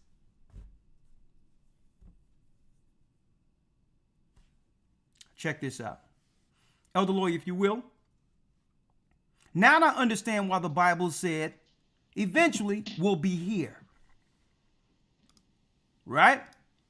If you will, Elder Lawyer. Mm-hmm. Let's go to 2 Ezra 16 and 22. Yes, sir. 2 Ezra 16, verse number 22. Yes, sir. Let me do something with your picture there. Your visual. I got you. Yes, sir. All right. 2 Ezra 16 and 22. For many of them that dwell upon the earth shall perish of famine. Shall perish of what? Shall perish of famine. That's what's going on with the cut of programs. They're holding tight and saying, well, guess what? We're not going to cut off the public assistance altogether as of now. But folks, that's the plan. Eventually, they're going to cut off everything. No jobs or nothing. You have to work to receive whatever they're providing. And it's going to be rationed out according to government doles. That's how it works. While the politicians are somewhere else. Okay? For many of them, and don't forget, folks, Elder Lawyer, I don't think they know this. This ain't even alleged. Do you know that they built a whole new Disney World, that the people that own Disney actually purchased what used to be Epstein Island? And they built a whole Disneyland there? Did y'all know that? Years ago, we heard about Jay-Z and Beyonce buying an island. Right? But I digress. I'm going to just leave that out there. They must know something is coming. So now when I read the Bible, it's starting to make sense. Concerning the time, people that are left on earth will be hurled into. No more cushy jobs. No more working behind a desk. No more, none of that. See, they had to do it slick, Elder. They had to do it where they'll give you a remote job to work from home. See? Now they can easily get rid of you without dealing with the conflict. See? See how they did it? They had to transition you out of the brick and mortar so that they can let you go without any pushback. That's how, see how they they did it out of nowhere. Right? Matter of fact, what did Trump tell these federal workers that were working for the IRS and all that? I don't care where y'all living at.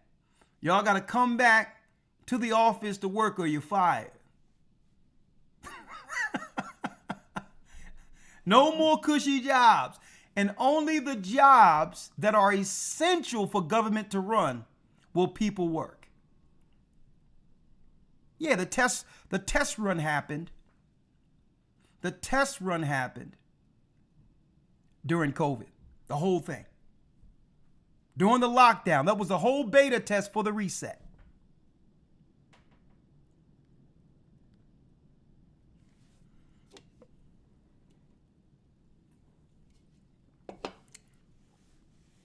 Man, it's coming. Let's read it. Yes, sir. 23. 23. Matter of fact, read 22 again. I'm sorry. Yes, sir. For many of them that dwell upon earth shall perish of famine, and the others that escape the hunger shall the sword destroy. Come on. And the dead shall be cast out as dung, and there shall be no man to comfort them. There shall be no man to comfort them. Read. For the earth shall be wasted, and the cities shall be cast down. The cities shall be cast down. Now check out what it says about no work. Let's read it. There shall be no man left to till the earth and to sow it. The trees shall give fruit, and who shall gather them? Lord, read. The grapes shall ripen, and who shall tread them? For all places shall be desolate of men. Eventually all the cities shall be desolate of people. Now it's starting to make sense. This is talking about the breakdown of the complete breakdown of society, where only a few people make it through.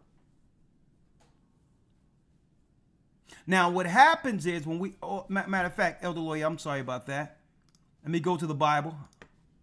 I still got that, that nut job that's running around with a mask at the door.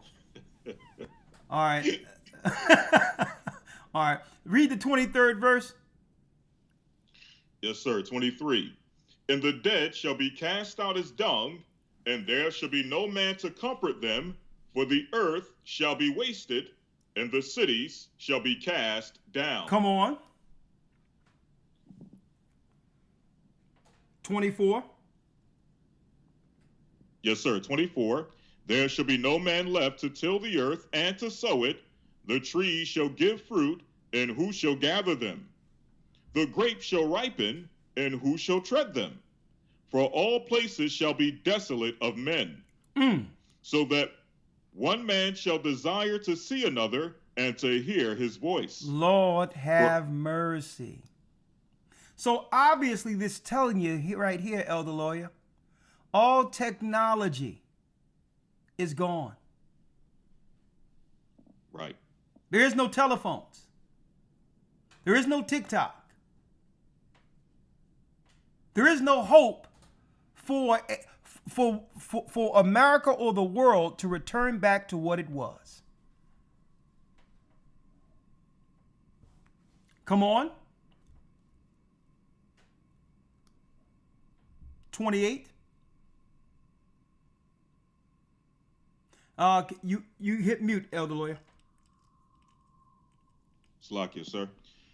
For of a city shall be 10 left, and 2 of the field, which shall hide themselves in the thick groves and in the clefts of the rocks. They're going to be hiding themselves in the clefts of the rocks. And folks, they think it's going to be some luxury place that they can just come out of when everything is said and done. After they see all the chaos they have created, the fallout, guess what? The only thing they did was make one big luxurious coffin. They built their own tomb. That's right. They think they're going to implode the earth, start all over again, and come out once the air clears. No. See? They've created their own grave and don't even realize it. And this is what happens when you get these demented satanic freaks. And now they've been put in charge as elected officials and care for nothing, let alone the people they claim to represent.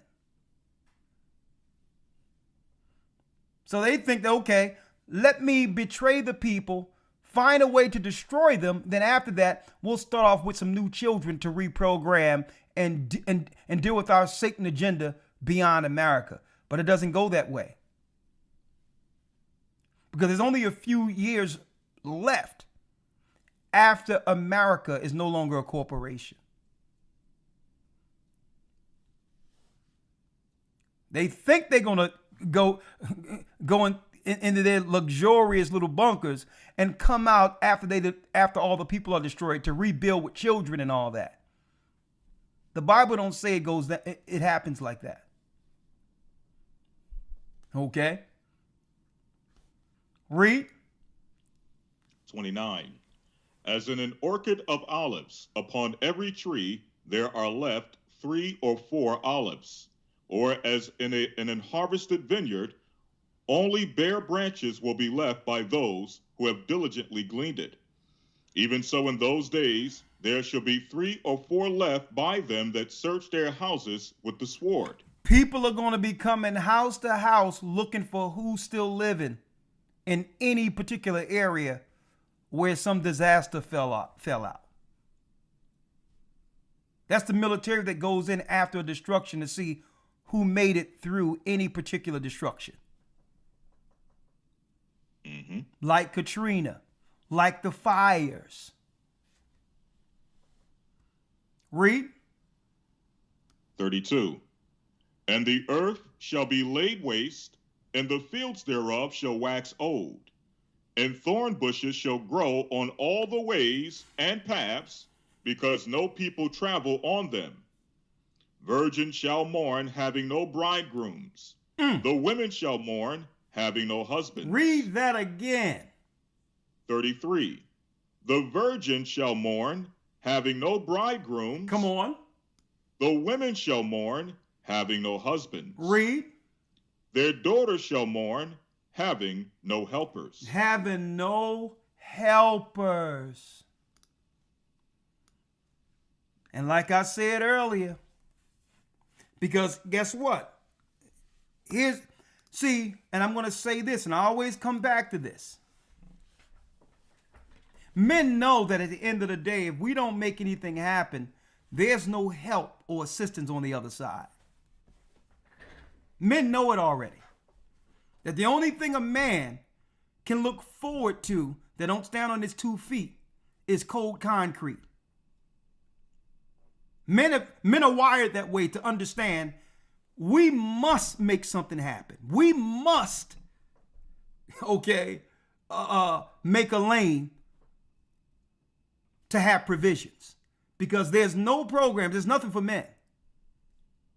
And and this is what's going to make it tough for sisters, for women, because in the back of because it's a privilege that the Most High have given women to know at the end of the day, somebody going to look out for me. Men aren't wired that way. And it's hard for women to understand, right? It's hard for women to understand how men can adjust that way. Because we know there's no programs for men at the end of it. But women don't understand how privileged they are to have life that way. To know in the back of your mind, there'll be somebody out there that's going to look out for me. Men know that doesn't exist. And that's a whole nother view on how to survive and what survival is. From in the back of a man's mind, men know that at the end of this, if I don't make something happen for myself, I'm hitting the concrete. Okay? I'll be living out of a bag. And that's what's going to make this thing harder for women, because they're not adjusted. They've never been adjusted for a society where there's no help. It have never happened. Somebody like me out there, right? Somebody going to feel for me out there. And that's what's going to make it so hard for what's coming here, especially for the women. Because the Bible states right here, the Bible states, the daughter shall mourn, having no helpers. Having no helpers. I mean, you have to realize that's a good existence to know if I look a certain type of way, even though I don't really have to deal with a person, if I know a guy like the way I look, I can get chores done. I can get my TV hung. All right? Right? Right? I can get somebody to fix things around just for the hope of being in my vicinity. It's all coming to an end.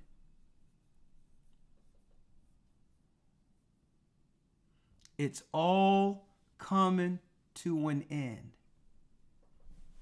No helpers. We're going to be like, oh, this is something new. Usually, I can cry and get myself out of, I give someone a story of what I'm going through, and there's some sympathizers where they'll give me a little something. Right? The Bible says no. Women eventually going to have to adjust themselves and wire themselves to understand what men understand. Men understand that at the end of the day, if we don't make it happen, there's nothing to help us on the other end. Nothing but what? Sleeping on the curb. Sleeping on the curb.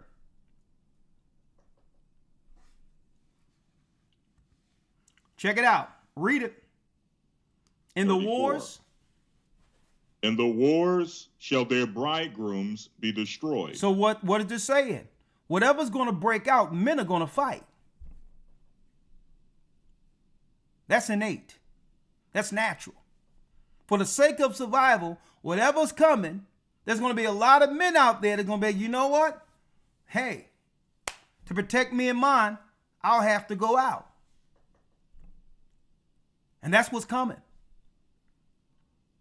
In the wars shall the bridegrooms, which is all the men that women are seeking to be married to one day and have children, be destroyed. And what? In the war shall the bridegrooms be destroyed, and their husbands shall perish of famine. And their husbands shall perish of famine. Just imagine when things break out and there's no stores anywhere. And someone have to go out to get provisions, risk their life to get provisions for their daily bread and bring it back to the home like we see on The Walking Dead.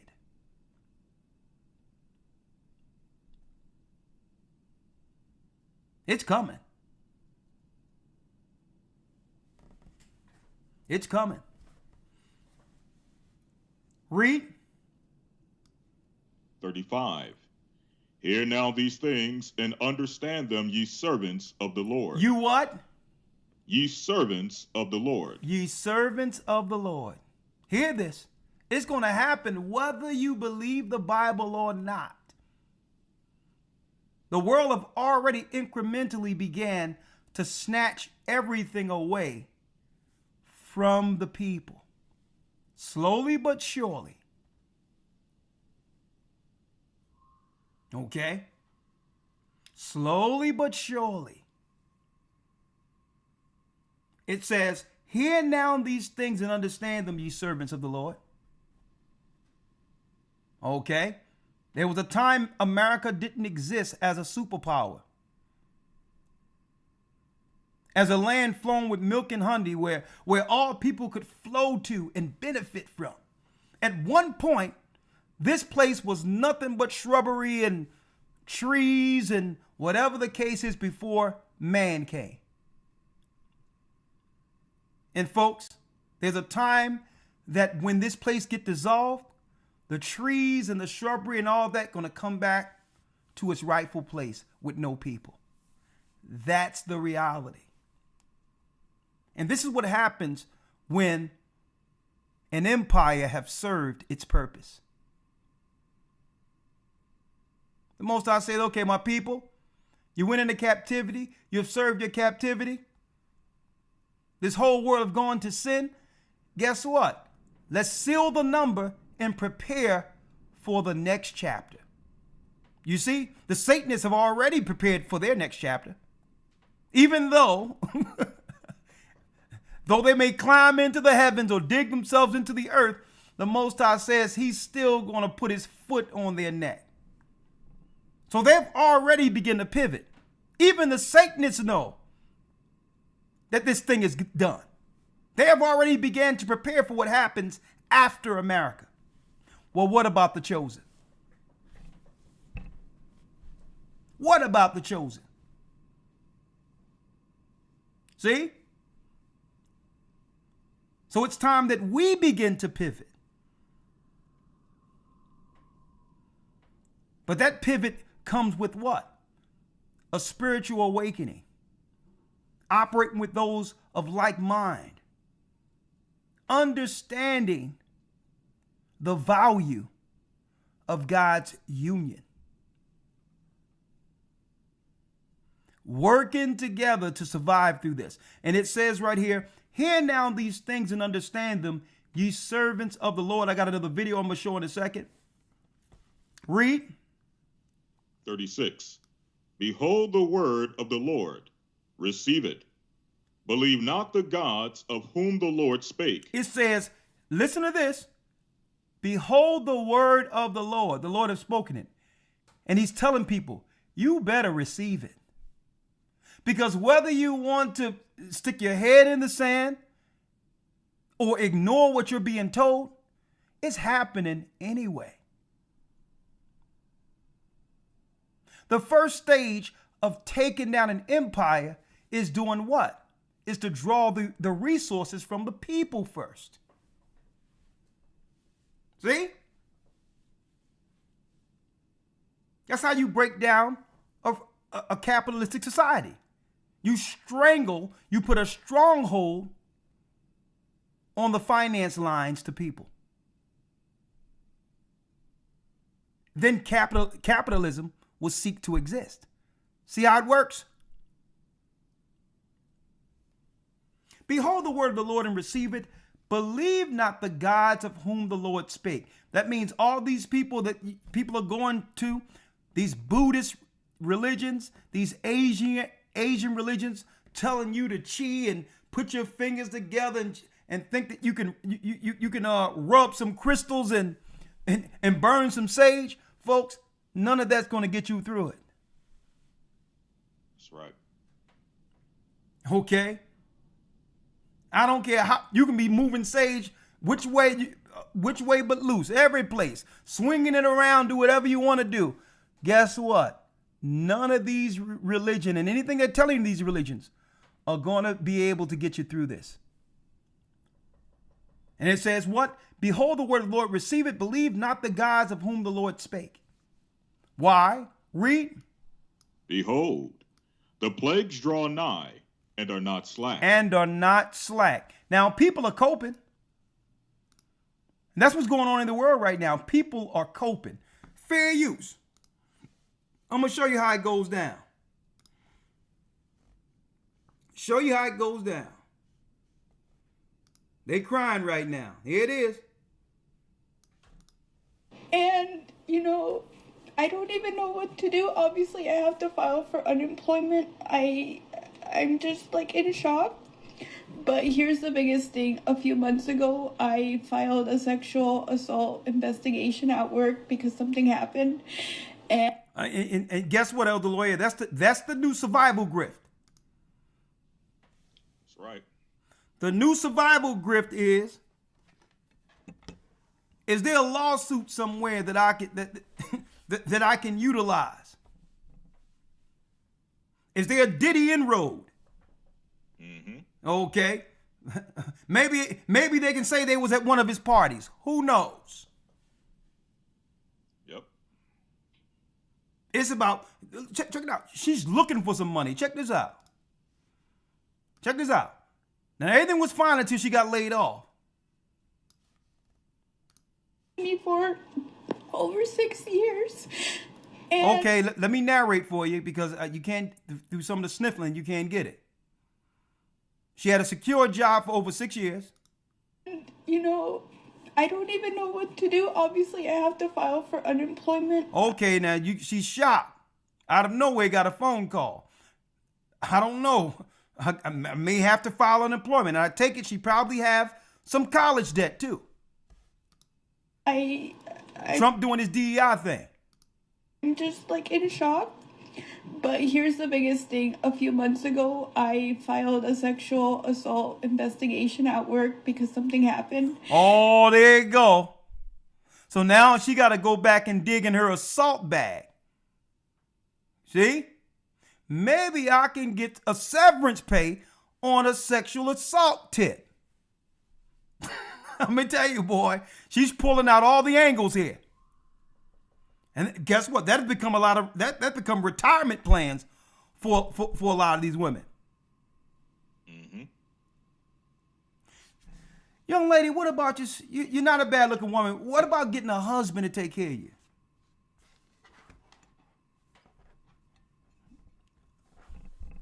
I mean, you can't fathom that option, huh? I mean, that's how women used to think. But boy, they pulling the plug. Lord have mercy. There it is.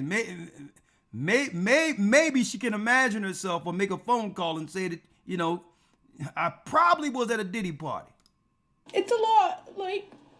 There's the fires going on in LA. My birthday just happened a few days ago. I thought this was going to be my year, and I just got laid off. I've been at this company for over 6 years. Okay, now she's looking around and finding out, Elder Lawyer, how can I get something out of this? And, I don't even know what to do. Obviously, I have to file for unemployment. Oh, look, she's thinking. Check it out. Look at her eyes. Let me blow this up. There's some money somewhere. To let you know, they be knowing these options that are out there. I'm just like in shock. But here's the biggest thing. A few months ago, I filed a sexual assault investigation at work because something happened. And around like December, they finally finished the investigation and they really didn't do anything. And a month later, here I am getting let go, and I just feel like this seems very fishy, and I don't know too much about the law. But if there's any like lawyers on here, and there you go. If your lawyer want to call me up, I'm willing to put a case on somebody. If somebody can help me, if I have a case here, let me know. But yeah, I don't know what to do. Well, Babylon have to go. Let me tell you, boy, they got a lot in their bag, man. We don't got these choices. You know what I mean? I'm about to get let off. I'm about to get fired. Maybe I can pull out a sexual assault charge. Right. Boy, I tell you, boy, here they go.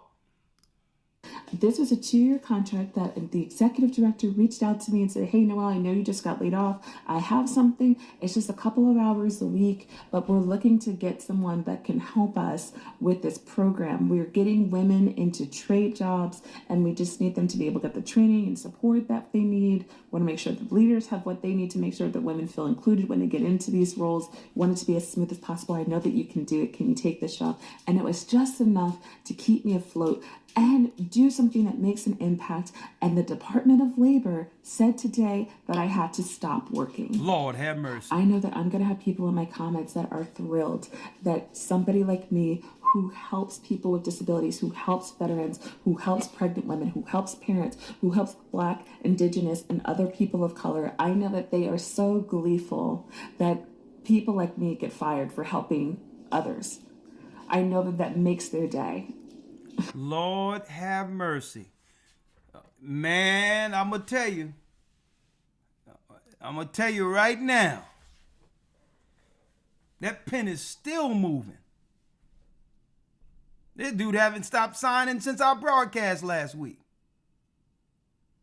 And she look up, listen, hey, I'll tell you what. Let's see, hey. Those degrees, it's a done deal. But that's what it is. And I'm so proud of the work that I've done. I am so... It's over. It's over. It's time to pivot. DEI isn't coming back. Now people are going to have to do what they've been doing. A woman got to find a man.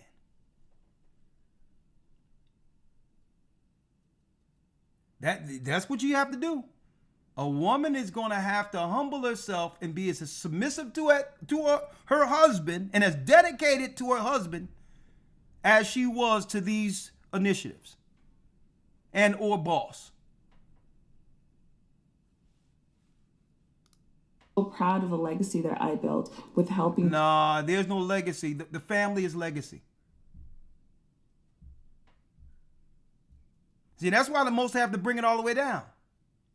These people are working at these jobs, believing that these corporate jobs and these corporations truly care for them. They've made these corporations their purpose. They've made these corporations their purpose and have submitted themselves to the corporate structure and thinking that someone is going to remember that for their legacy. Nah. It doesn't work that way. You have a man and the legacy goes through his name with the children you raise. That's how you remember. But don't worry about it. Don't worry about it, because this right here is going to get some get right.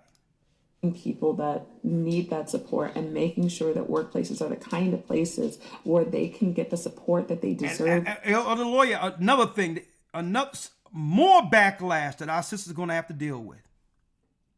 And the sisters, get ready for this. Now, if you sisters in the truth and you're protected by God and you trust in the word and you understand the value of man, this ain't talking about you. But if you're working at a job or working in one of these areas where LGBTQ is, they're going to take out all vengeance against the black woman. This is where they lash back at for not having the opportunity to be there 4 more years. They're going to lash out at our sisters at all these jobs and all that. LGBTQ is going, because it's the survival of the fittest now. If there's any money left, they're going to kick our sisters out and have it for those in their little white liberal organizations. They're going to be giving our sisters Hades at the job, knowing that what? Knowing that there's no jobs out there. Watch what I tell you. If it's not happening already. Some people out there will let me know that it's probably happening at their job right now. So if the jobs are drying up and there's a choice between LGBTQ, white people, and a diversity black woman, who do you think they're going to allow to stay at the job?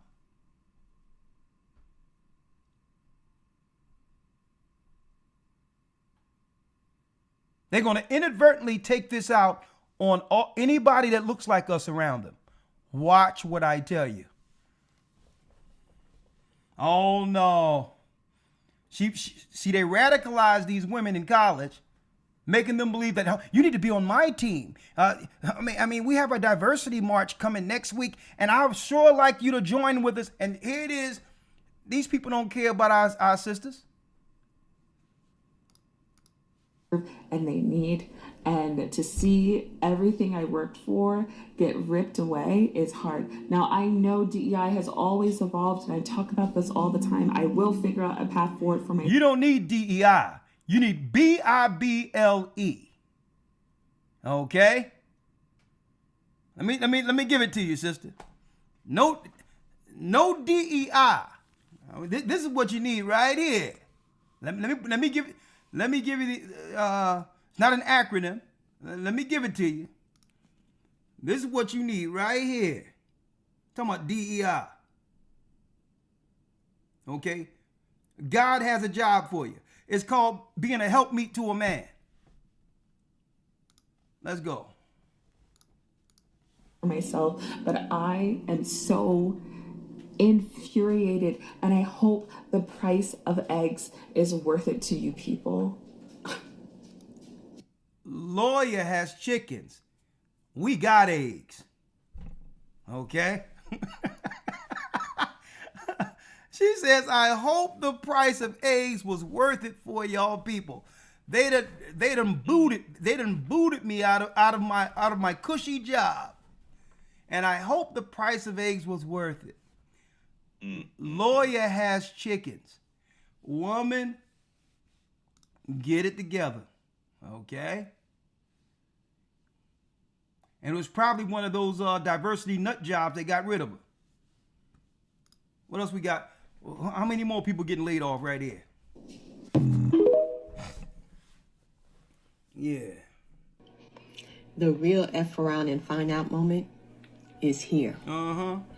A lot of people are looking at the black community thinking that we are the recipients and benefactors. Talk to him, sister. Of DEI programs and affirmative action programs. And I know affirmative action is no longer. A matter of fact, I know it's cold right now in Elder Lawyer. How many eggs are them chickens pumping out a day? And they don't like to do it during the wintertime, ain't it? Yeah, during the wintertime they start to slow up. But once things warm up a little bit, they should be back in action. How you get any probably once a week right now during the winter? What you get a week? No, I'm not getting anything. This last winter it was pretty good. I was getting it consistently. This winter, I'm not getting anything. Because it's real cold. Yeah, we went through a very bad cold spurt. So they just staying warm, but as soon as that heat, hey, it was warm today. You're gonna be some eggs coming. Okay? Yes, sir. I'm gonna need a dozen. All right. No doubt. Let's see what's going on with the DEI. Hey, once Uncle Sam start kicking people out, it's time to come back to our original positions. And you know what? You know what's wonderful about this? Here's what's wonderful about this. How glorious the Most High is, and how compassionate and how gracious he is. Right? When it all said and done, we all go through this humbling. We still going to receive each other back. This is no thing where, oh, you out there by yourself now, we're not going to be here for you. No, it tell you even through this, we're still going to die. We still going to die in wars to protect our women. Regardless of what happened, we're still going to be on the front line. So I don't want people to think that this is a catch you moment, aha moment. You was down with feminism, now this is what you get. Nah. The Most High is saying, come back. You can still be received. And guess what? That's what a lot of men are saying. A lot of men are saying, well, listen, it's time for us to work together. Time is running out. It's time for us to work together. We all been sold a bill of goods. We all been lied to. And now it's time for us to work together for the sake of self-preservation. Right. And if you don't mind, if I can read something real quick on that point. Yeah. What's the scripture? Yes, sir. Isaiah 2:10 through 11. Okay, let me get it real quick.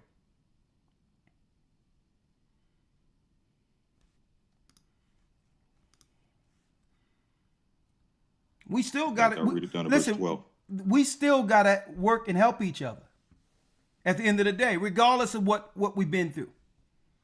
So this ain't no thing where we're saying, well, women is out there now, that's on you. Nah.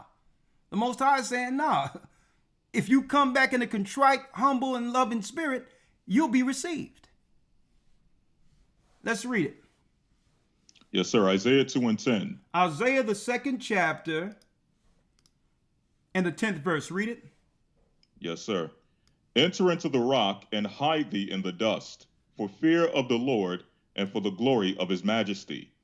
The lofty looks of man shall be humbled, and the haughtiness of men shall be bowed down, and the Lord alone shall be exalted in that day. So the reality is that we're all being humbled. That's right. Those who are out there in the world being humbled, those who bought into a lot of this propaganda, they're being humbled.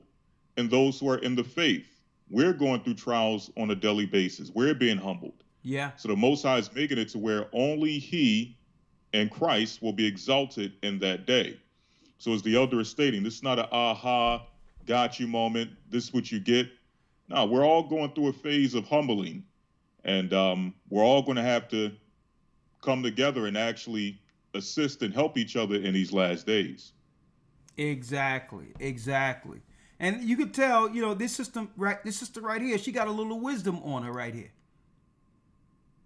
This sister that's talking right here. Listen to what she's saying. But whenever they hear the term DEI or they hear the term affirmative action, they look to the Black community thinking that we are the benefactor. Now, here's some information for you. The #1 recipient of DEI are white women. That is according to the U.S. Department of Labor. And others fall under that group, under the minority group, the ethnic minority. #1 recipient under that group are Latino and Hispanic Americans. #2 are Asian Americans. #3 are Native Americans. #4, individuals with disability. #5, veterans. Okay? And #6. Damn, we're Black people. Where'd Judah at? Right. Judah is in the basement. But I'll tell you what, when it comes to the marketing for DEI, you always see a black person in front of it. Why?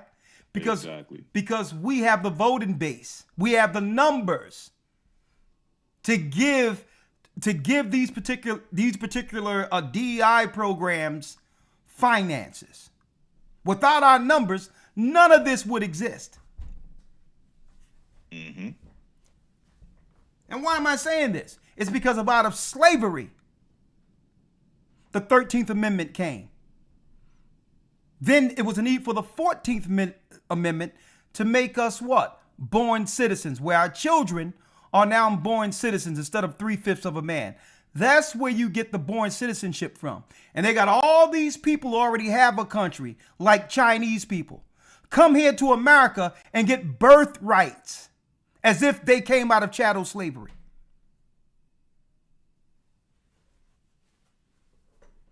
When the United States birthrights came out of the 14th Amendment because they needed to know what to do with us coming out of slavery to make us citizens, they gave us the 14th Amendment.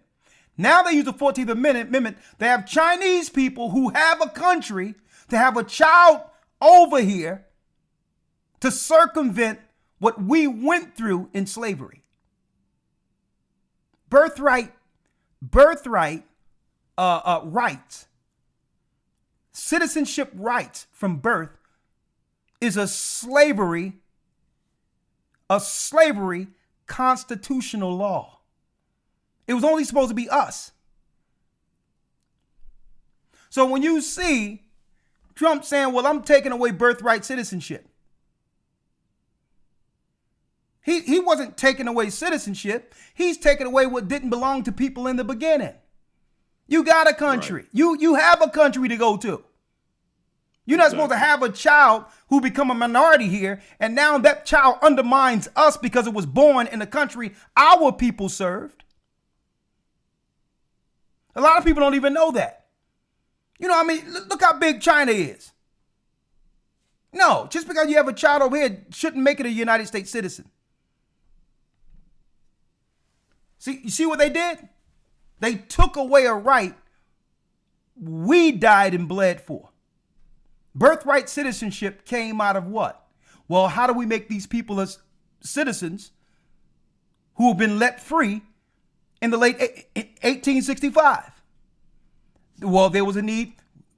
They eradicated or got rid of slavery, 1865, and then they put another amendment in and say, well, we must amend them as citizens. Birthright citizenship. It had nothing to do with somebody coming from a rich country already to undermine us with birthright citizenship. See that? So when Trump talking about getting rid of all that, it's understood because it wasn't theirs anyway. You have a country.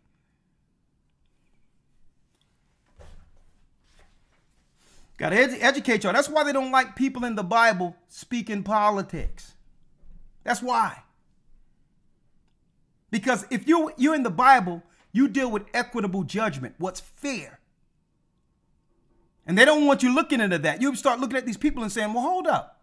They have tied themselves to us, benefited above us, but wasn't it our people in chattel slavery?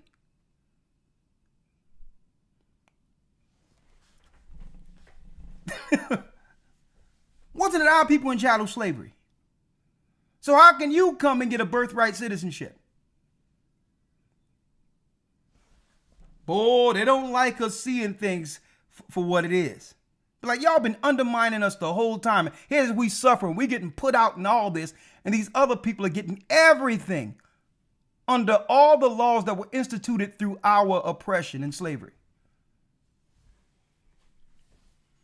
This sister dropping it. The LGBTQ plus community. And then you can be a child of, you can be a Rothschild. Your family can be part of a big bank conglomerate that set up the bank systems for the world. And you can be gay. A white Rothschild can now come and be a minority and get more than the people that have been enslaved in America. Because they choose to sleep with the same sex. You got to be out of your mind. And guess who comes last? Guess who comes last? At receiving DEI benefits. Guess who comes last? That's right. Black Americans. Don't say Black Americans, sis. Let's get it right. Black women is last. Black men ain't on it at all. They don't lump black men in with the patriarchy. Exactly. He ain't nothing but a chocolate white man in their eyes. Yeah. We the chocolate white man. A straight black man isn't on the list at all. I'm gonna tell you, the straight black man is nowhere. At the bottom of DEI is the black woman. She's last on it. Exactly. The black man is non-existent. Unless he's gay. Exactly. Okay. So as far as I'm concerned, the Most High he can fold it all up as far as I'm concerned. Okay. Black people, let me also say, you can do a Google search and you will see. And this is why I understand how our sisters be going hard. They be going hard in the paint. Low with elbows and all, like Charles Barkley in the paint for DEI. And they're the last to get anything out of all of every other group. Y'all sisters better wake up. See, the primary benefactors of DEI programs are not only white women, but white men, white male CEOs. Those are the ones who have benefited the most from DEI initiative programs. I'm making this video a little longer because this is going to be a hard conversation for a lot of people, but I think it needs to be said. And I have been trying to say this for the last few years. Fair use. You better get yourself together. The Most High is pulling the plug on America. Okay? And you're not going to have TikTok to vent on. All right? But I hear what you got to say real quick. I think it's very clear by now that veterans and military spouses are about to be laid off en masse. And guess what? White women know they're the greatest benefactors of DEI.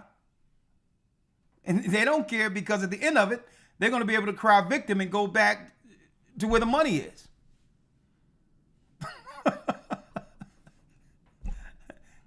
Well, okay, I was young, I was liberal, but now I'm willing to listen, Dad. All right? So they're going to be fine. The veteran community is going to really struggle for a while, and it's going to be very scary, and we need to make sure that we are there for each other. She cares about the veterans, if you want to believe that. And we're doing everything we can because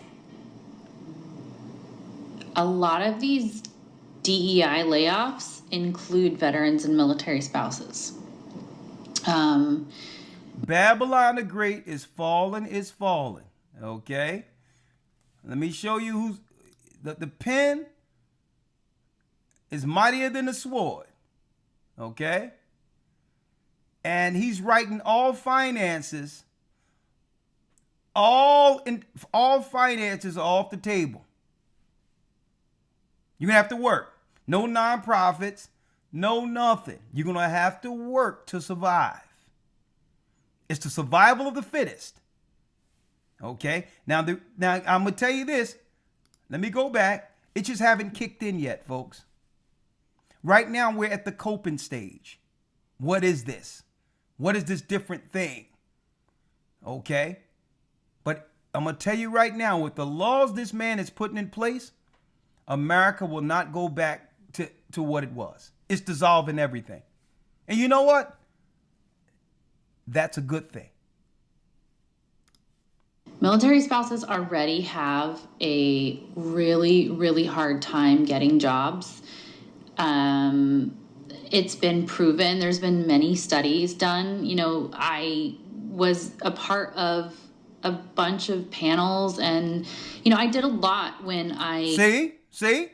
Now, all due respect for her, she's probably a nice person, but she probably part of a nonprofit that got paid for serving veterans.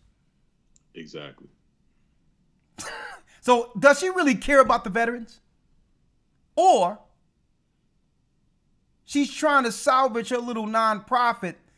That's all this federal money that's going through to make sure she live in the suburbs where her children don't have to worry about anything. And now that they cutting that money off. You see, if they can't use black women or black underserved communities, they call them, they'll use the veterans. And they got some people on the inside of these governments who know where all these federal monies, how much there and where it goes to. And they'll make themselves a whole nonprofit, get some vets together, and hold some signs and get paid. That's what they do. So she's trying to protect her cash cow, using veterans for her to actually live high off the hog in the suburbs. Okay? No. Your federal funds must get cut also. I was way more an advocate years ago before I was laid off from Meta. And I tried to do whatever laid off from Meta. Okay. I could to help. Another DEI hire. Get her out of the paint.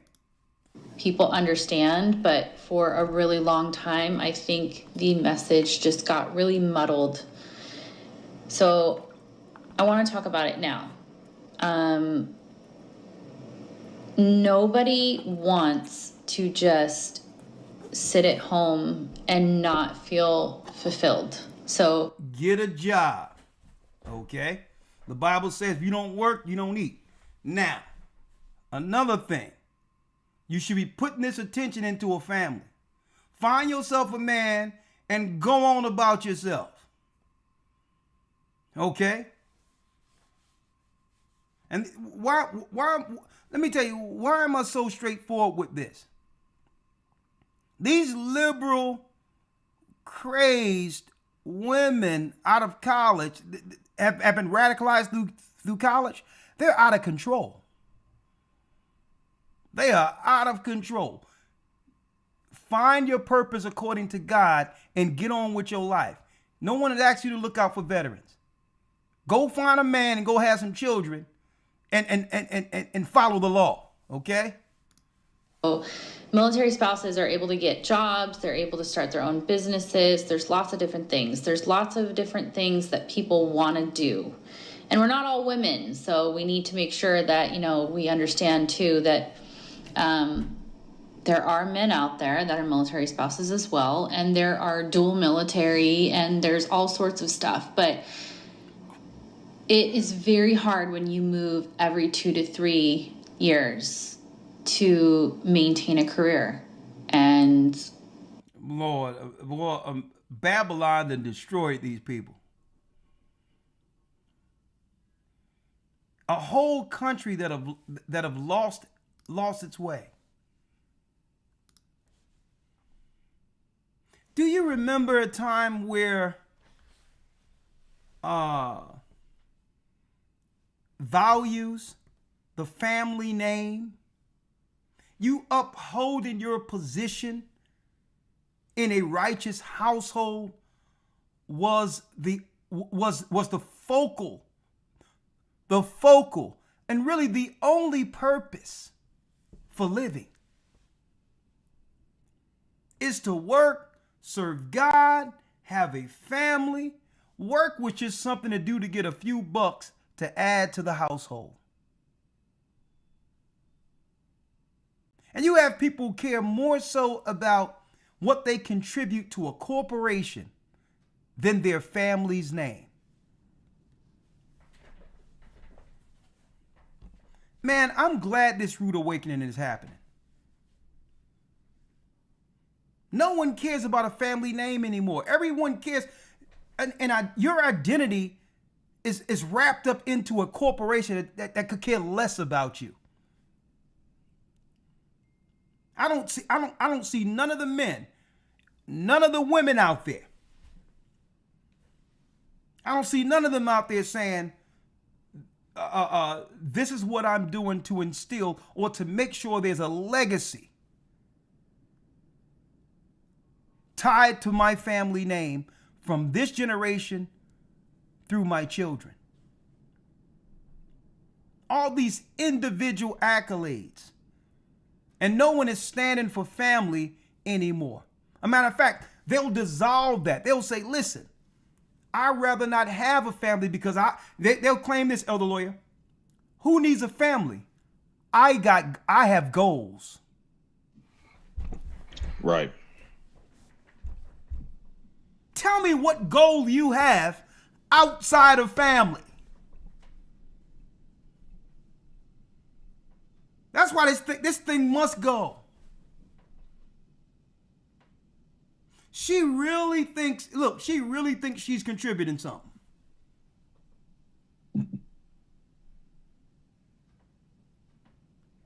And nothing is tied to, and I'm not to say, it's not to say it's okay to want to do good by veterans and all that. I'm not taking away from that. But that's her existence. Shouldn't she be putting all this passion into her family, her children, her family's name? You have women who will dissolve a family and say, he wasn't goal-oriented enough. I need so much out of life for me. When your family and your husband is your goal. That's what you were put here for.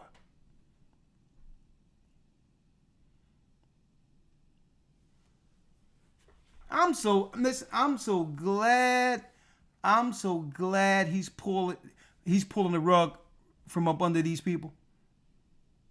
Because now we have to deal with the reality. And the only way to make it through this is to get back into our original roles. And the Most High is making it that way. He's creating an environment where the only way to make it is to find originally what you were put here for. Period. This girl confused. Especially after I got laid off from Meta, that was one of the final straws that led to my divorce. She got laid off of, here it is. She got laid off of Meta. Elder lawyer, you can't make this up. I just heard this the first time with you. She got laid off of Meta. And she says her getting laid off. Now, I got to unpack this. Her getting laid off led to her divorce. Seemed like she's more passion. She have more passion for the job, for Meta laying her off. She's feeling more hurt with Meta laying her off than dissolving her marriage. Woo! Boy, let me tell you, Babylon did a job on them. Out there that are military spouses as well, and there are dual military, and there's all sorts of stuff. But I'll tell you what.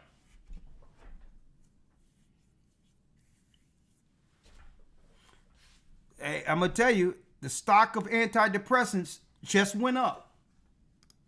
it is very hard when you move every 2 to 3 years to maintain a career. And especially after I got laid off from Meta, that was one of the final straws that led to my divorce. Lord. Give me 1 second. I know I haven't talked. Look, she didn't know what to say right there. This is what happens when you're wrapped up into, all wrapped up into everything outside of your purpose. And when the rug is pulled up from under you, because she thought her purpose were working in these nonprofits. And at the end of it, you're alone with no family at all, and realize that the corporation you thought cared for you did not. They use you for what they can use you for and then discard you. And now you've blown everything up that could help you survive through the later years of your life. Man, we're going to talk about this in the academy too, man. Because these so-called initiatives, these nonprofit initiatives, these jobs, they be gassing some of these women's heads up in these jobs.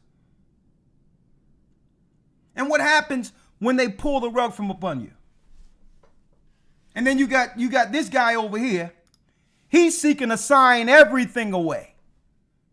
Wait until Monday to see if he can get rid of some level of Social Security, welfare benefits, food stamps, or at least make a work program so that people can actually work for their benefits. So we're gonna revisit this Monday to see where this thing goes. They halted it for at least Monday to see where it goes, but it's everything I told y'all was going to happen, folks.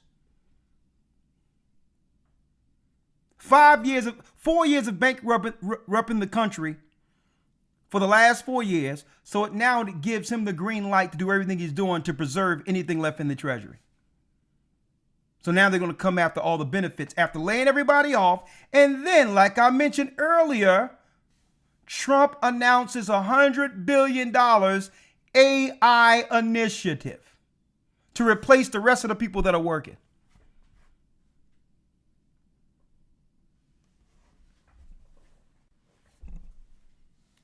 We're here, folks. We are here. Look at this. And the only way that we're going to get through this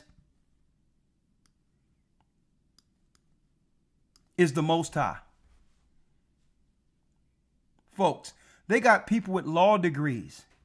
I mean, master degrees, bachelor's degrees, working at the checkout line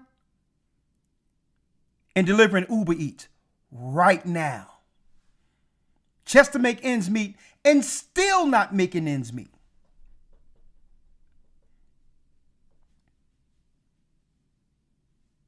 It's about to get crazy.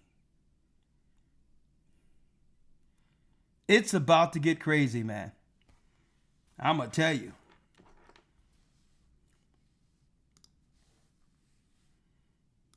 And I remember years ago,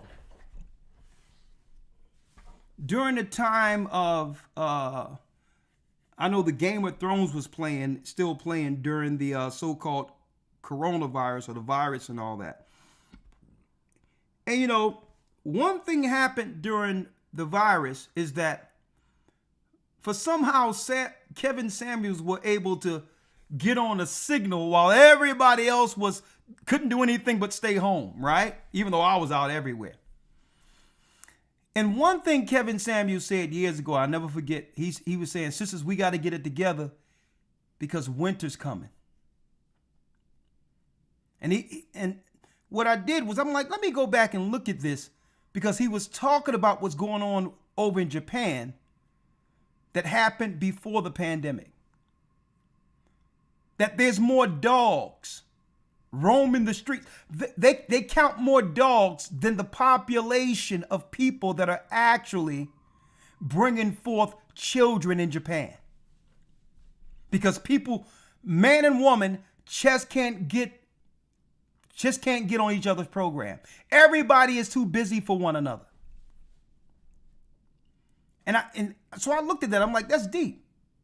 And now he said 3 years ago, he said, you know what? It's coming. It's coming to America. They didn't tell you yet. It's going to be a reset. Now, he's not saying anything that we don't know, that we haven't been talking about, but it's deep that he seemed like he was just trying to matchmake and keep people together and just humble people So to keep the nuclear family, the black family together, so that we can be, so that we'll have something together up against what was coming. Just so that we can be together, knowing that something was coming that was going to just tear everyone apart.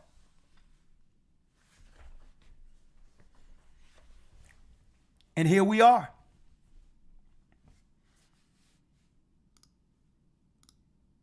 I need y'all to see this real quick.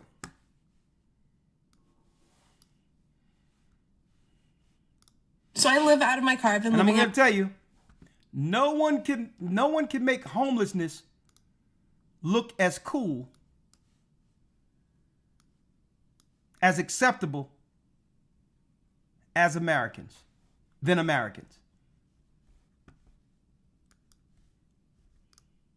mean, Lawyer, at least growing up, when I was growing up, I always talk about my age, man. I sound like my father now. Elder Lawyer, when I was growing up, you knew what a homeless person was. Right. Right? And America, we got people in America, they're too proud to look homeless. Okay? When we were growing up, you know what homelessness was. And I'm going to show you the new look of homelessness now. Car since 2022. And on the morning of July 5th, everything was stolen out of my car. Hey guys, this is me, day 437, living in the car with my dog. At this point, I'm thinking nothing's ever gonna get better. How am I gonna get out of this situation? Millie was the only thing that kept me going for a long time, but it wasn't until I started making videos like this and connecting with you guys that I was finally able to not only get an apartment for me and Millie, but I was able to get a P.O. box so you guys can send us anything. Yep. This is insane. This is insane. My dog. At this point, I'm thinking nothing's ever gonna get better. How am I gonna get out of this situation? Millie was the only thing that kept me going. She's getting herself together for the gram.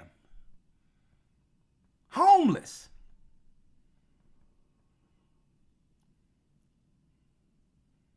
This is insane. Woo! Going for a long time, but it wasn't until I started making videos like this and connecting with you guys that Boy, America's in for a rude awakening. Boy. Listen, right here. Money's going to start drying up slowly but surely, and it will be the survival of the fittest. One thing I can respect, and I thank the Most High for, Elder Lawyer, I thank the Most High to have the knowledge to understand how to make it through this, and that he have a chosen elect in this earth with like minds. A chosen elect where I know that there's people who can see what we see and will be willing to sacrifice together to get through all this. I mean, no one wants to be out there by themselves against what's coming. Winter is here. Revelations is here. Revelations is here. They halted the benefits, him stopping the benefits until Monday to see how they're going to work this out. Folks, it's going to be crazy this year. It's not even February yet. It's not even February yet. Now, before I open up the calls, what say you? It's time for us to come together under the laws of the Most High and prepare. Straight up. The first line, the first lines of cuts is to get rid of the DEI thing. to get people out of the office and all that. Set up AI to replace those jobs. On top of that, cut the benefits. They're going to cut Section 8, everything they're going to cut. Or make it where there's a work program, a temporal work program that you'll have to participate with just to stay in the place you're staying. And everything you get, stamps or whatever, you work for. Another thing they're going to do, it's going to be a rough deal, folks. Another thing they're going to do, they're going to do mandatory paternity tests. They're going to sign that into law. They started with Tennessee, where before a man can sign a birth certificate, a test must be done to make sure that he's the father. Another thing he just passed, where if someone is paying child support, only that parent, whether be it the father or the mother, can actually claim that child or children on their taxes. Destroying all the middle grounds and gray areas when it comes to these things. Man, it's about to get deep. It's about to get deep out here. And hopefully we'll just humble ourselves and say, you know what? Hey, the gig is up. It's time to work together. Okay? It's time to work together. Okay? The gig is up. All right. Before I open up the calls, I'm going to open up Zoom also. I need to let you all know that starting February the 16th, it begins a new installment. It begins a new installment of your Hebrew and Bible Academy. I am totally motivated with this one. You learn the original Hebrew. Elder Shapat comes with the news. And yes, we have lessons unparalleled. Lessons like you've never learned before. And of course, we're going to be we're going to have the up to the minute news and prophecies concerning what's going on in the earth real time. From 9 to 2 p.m. every Sunday, we have brand new lessons. Let me go over these. The war of the gods will be the theme. And yes, the gods of the nations are fallen angels, and they're real. There's some that been bound in hell.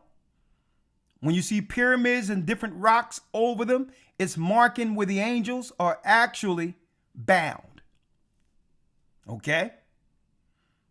And then there's some of the fallen angels who aren't bound. The gods that your politicians worship. Yeah, they're real.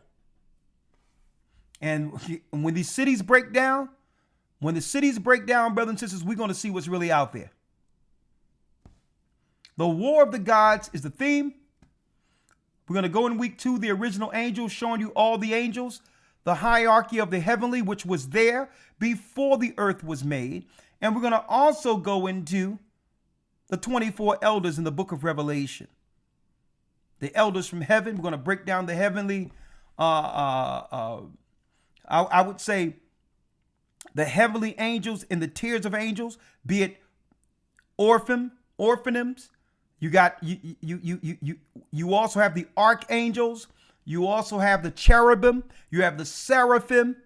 And how do they operate and minister to this earth? Angels. The sun is an angel. The moon is an angel. That's how you know it's a bold-faced lie when they claim that some people can go there. Okay? No. That's impossible. The earth is stationary. Everything else moves. So how can you travel to something that's moving through portals? The sun is an angel. The moon is an angel. The sun is masculine. The moon is feminine. Okay? the earth is stationary. The earth doesn't turn. Everything else moves around the earth. They have lied about everything. Okay? And we're gonna expose those lies. The origins of the angels. The reason Adam fell. We cannot blame women for our fall. Let me repeat that. We cannot blame women for our fall.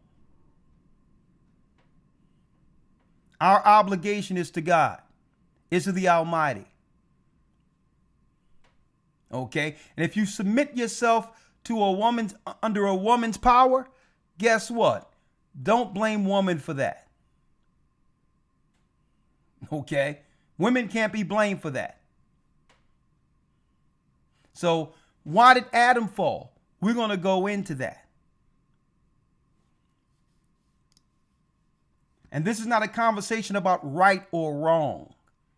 Okay? It's more so a conversation about proper order. It's going to be a teaching on proper order. At the end of the day, if something happens that was in my power to control, you cannot blame what the Most High placed under you. Okay? I think the world has a name for that. They call it simp now. Okay? No. A man has the authority given to him through God. Period. And could never blame a woman for his fall. Any power you give a woman to take over, guess what? That's power you've yielded to her. You have let her absorb your power. That's not God's fault. That's not her fault. That's your fault. That means you have to have a hard line according to God on where things stand, and you must what? Stand on it. As a man. And not budge. Because when something go wrong, guess what? It doesn't look good you blaming a woman. Doesn't look good. When the Most High gave man the authority. The true understanding of the Antichrist, the true doctrine to the Gentiles, and more.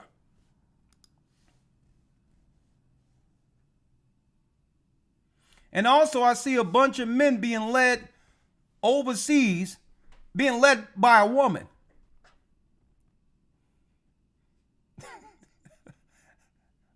Having a woman drop into your email and lead you out there to your own demise. Guess what? You're not going to be able to blame her. She's just trying to survive. So when you go down, understand it's because you're following a Jezebel. Okay? 515-605-9327. Anything you'd like to say, Elder Lawyer? No, sir. Let's go straight to the calls. Let's go straight to the calls. Hey, I'm going to tell you right now, old Trump is serving it up. He is serving it up. And I'm going to tell you this, he's just doing his job. Mm-hmm. He is doing his job, and you know what? He's not wasting a day. 2025 is going to be real. Right? It's going to be real. I'll tell you that. 515-605-9327. Thank you, Ramar. I'm going to call in now. We have what? 20 minutes.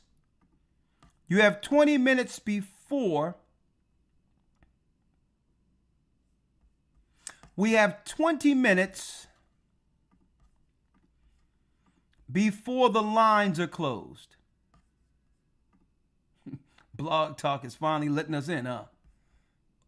They letting us into into the platform we've paid for. They're like, we only got 2 days left. We'll allow them to broadcast just, for 2 days, huh?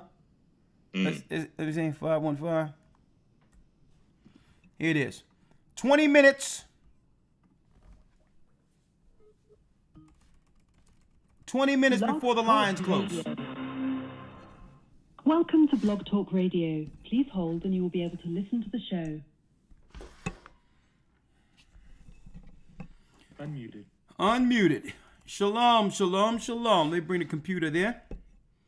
Hope you all can hear it. All right, we have Jacqueline with a question. Hi, shalom, Elder. Thank you so much. How you doing, Jackie? I'm so thankful to be one of your students. I'm so thankful to be learning all of your wisdom and the truth. What's going on with your phone? Your phone, something's wrong with your phone there. Oh, I'm sorry. It's on speaker. Let me take it off. Thank you. Yes, sir. I want thank you. I want to thank you, sir. You baptized my son, or you came to Vegas and you blessed the baptism. So I want to thank you for that. Of course, thank you for everything you do with teaching us, because I'm learning and it's so amazing. I'm learning and not just learning, but being a doer of the word. And I can just feel all of the growth and all the blessings from the Lord. And I want to thank you for that. And I want to ask you when you're coming back to Vegas. And then I also want to ask you if you can speak to me private, because I have a private family emergency that I wanted to see if you can give me direction with, or if I can be assisted with, please. Okay, 1 second here. You're in Vegas? Yes, sir. Okay, let me get your name again. Jackie?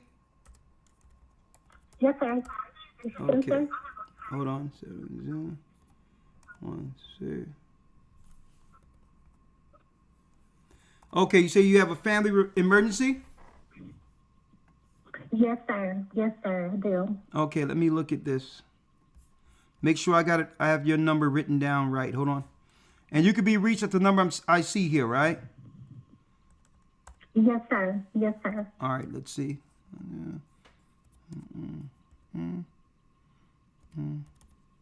Okay, sister, we'll call you, all right? Thank you. God bless y'all. Praise to the Most High. Elder. Thank you so much. Thank you. Bless you. All right. Thank you. All right. Michelle has a comment in our question. If you would like to get in for the calls, you can reach 610-680. What I'm talking about. 1 second. I'm about to give out my phone number. Lawyer, stop me already. Lord in the morning time. It's on your screen. 515-605-9327. Man, don't you know I'll be getting calls 24 hours a day. I give out that number. Lord, in the morning. Yeah, you forget about it. Yeah, Lord. I can't even get any sleep now. Lord, I don't know what I'm thinking about. You know you got some people sitting there like this with an ink pen too. Michelle has a comment and or question. Hello, elders. Elder Lakar, the lawyer. Thank you. I really appreciate this lesson for a couple of reasons. I've been fighting. I don't want to say fighting, but it's been an anxious effort to leave my job and go help with my granddaughter back east. And that's been something that's been on my heart for a while. And I just, I've already made plans to do it. I'll be leaving in 2 months. I live in the Phoenix area. Okay, so how did the broadcast this evening help with that decision? What are you thinking? Well, what are you saying?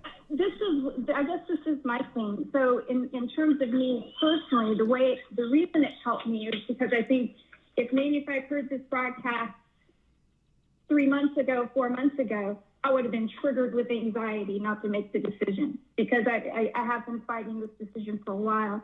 But, I do believe, and I've grown in this belief that if even though we're seeing this sort of this breakdown of what we know to be our current society, that the Most High people will be cared for. And I even wonder that if this breakdown is simply a securing process for the body, for Israel.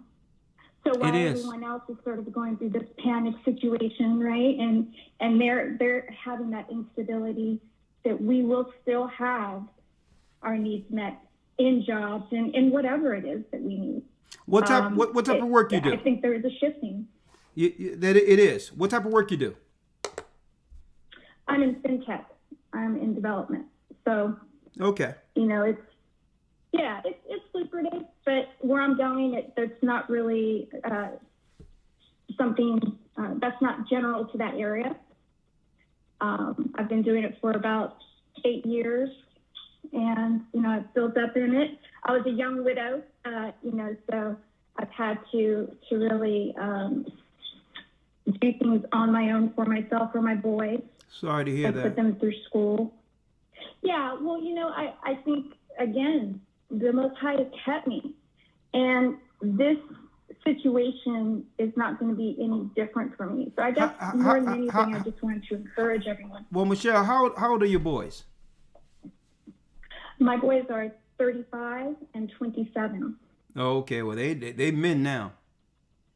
Yeah, they're men. Yeah, I shouldn't call them boys, but when I was raising them, they were boys. So, yeah. So they're grown men, and there is there are a lot of important areas that I can cover by being there. Okay. So so I'm excited for that. So in terms of my question, though, I did have an important question for you. So I don't know if you remember maybe the 70s, maybe 80s, 90s, when all of those farms, we had a lot of the Hispanic families that were losing all those farms and going into rent leasing back in like the 80s, 90s in the northern San Joaquin County area. That's where I'm originally from. Okay. Do you remember that period, or maybe that wasn't on the radar?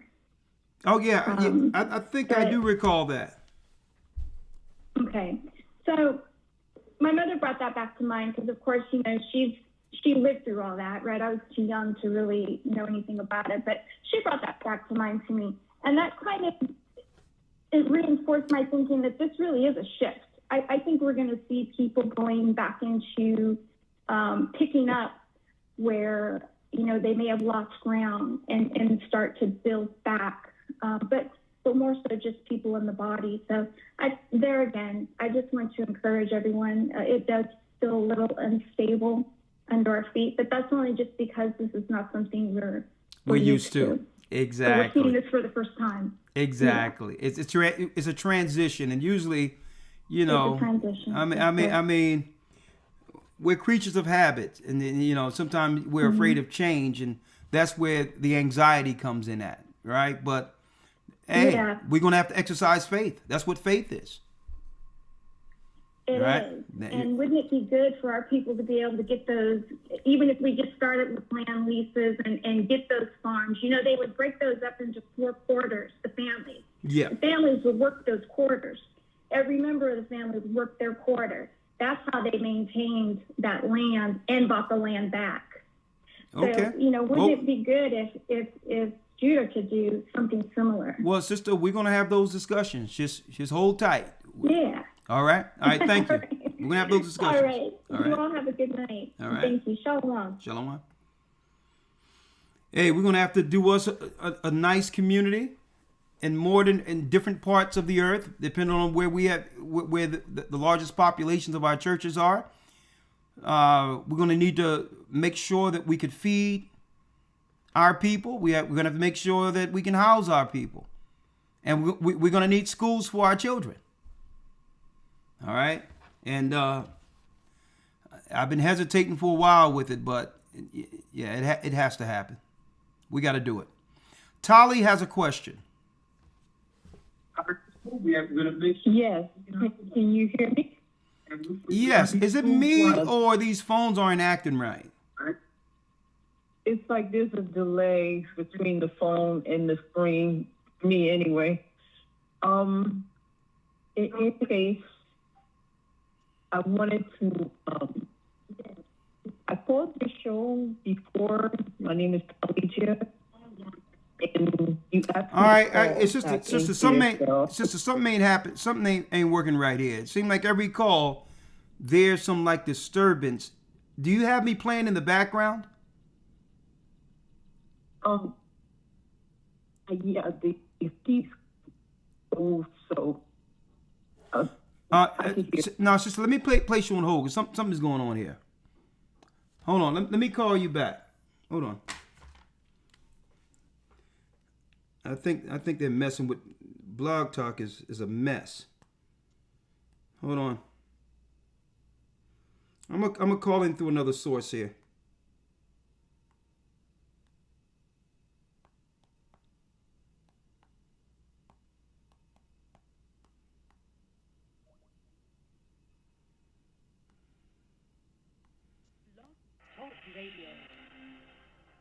Welcome to Blog Talk Radio. Please hold and you will be able to listen to the show. Let's see. Unmuted.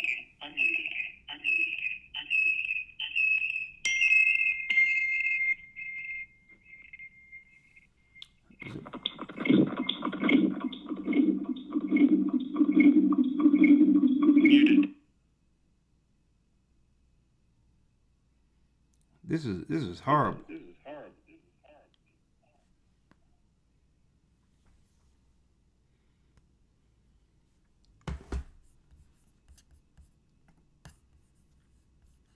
Oh, that's why.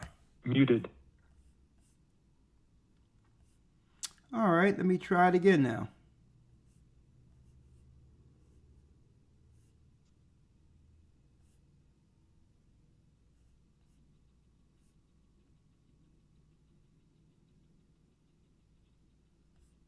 Hello? Yes. How are you? Unmuted. Yes, how are you? Yes, sir. How you doing? Hey, my name is Marcus. I'm out of Kansas.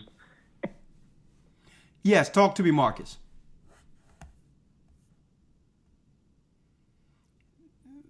Is this thing going haywire or what? Stick with this, folks. Let me unmute things, Ramar. We have 10 minutes before this concludes, so let me try to get everyone I can in here. Hey, Ramar, I'll handle it, okay? I think I'm better now. Okay, I was trying to find you in the new caller. Yeah, I got it. I'm good now. Thank you. All right, Corey has a question. I'll go down the line. Yes, Corey. It's Shalom, Elder. Shalom. Talk to me. Bless you. Yes, sir. We've spoken before. I'm the blind guy from Huntsville. Yes. Yes, sir. I sent some correspondence trying to update my email with the church. Okay. Because the email that I provided when I got baptized, I no longer have access to it.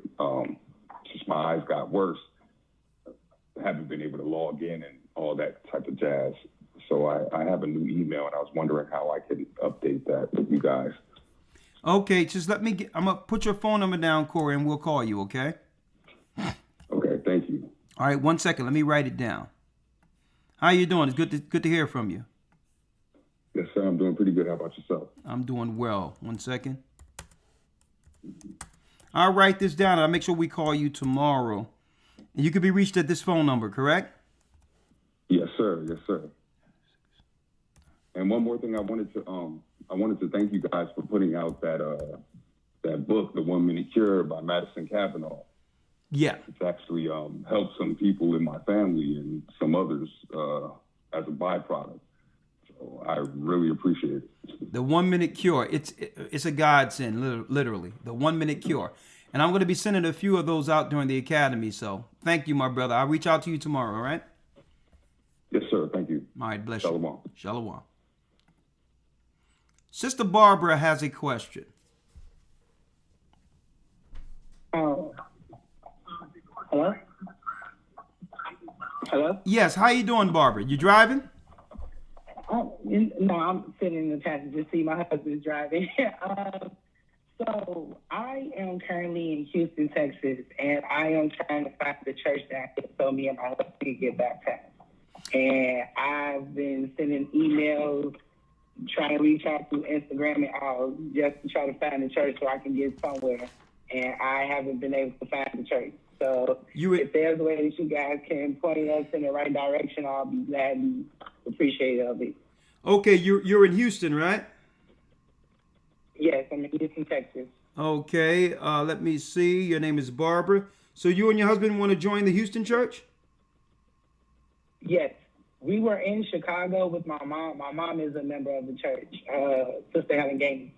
My aunt, who just recently got married to someone inside the church, I'll go to the Chicago, go to the Chicago Bay Chapel. Chapter. So we're just trying to find a place here in Houston to finish the ministry that we already started. Okay, well that's fine. I just gave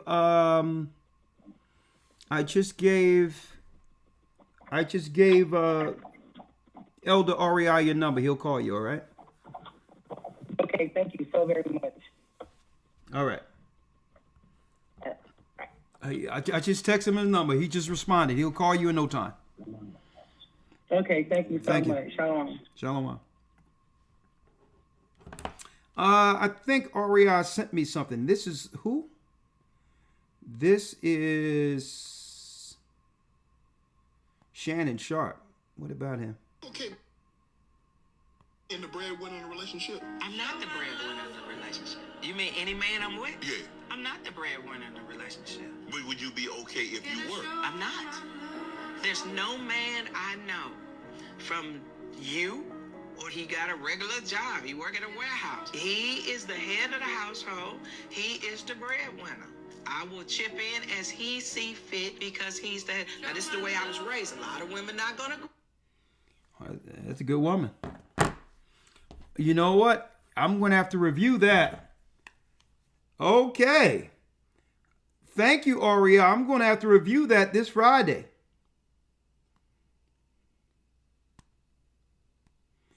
We're going to have a conversation this Friday. And the conversation we're going to have this Friday is, matter of fact, let me show y'all.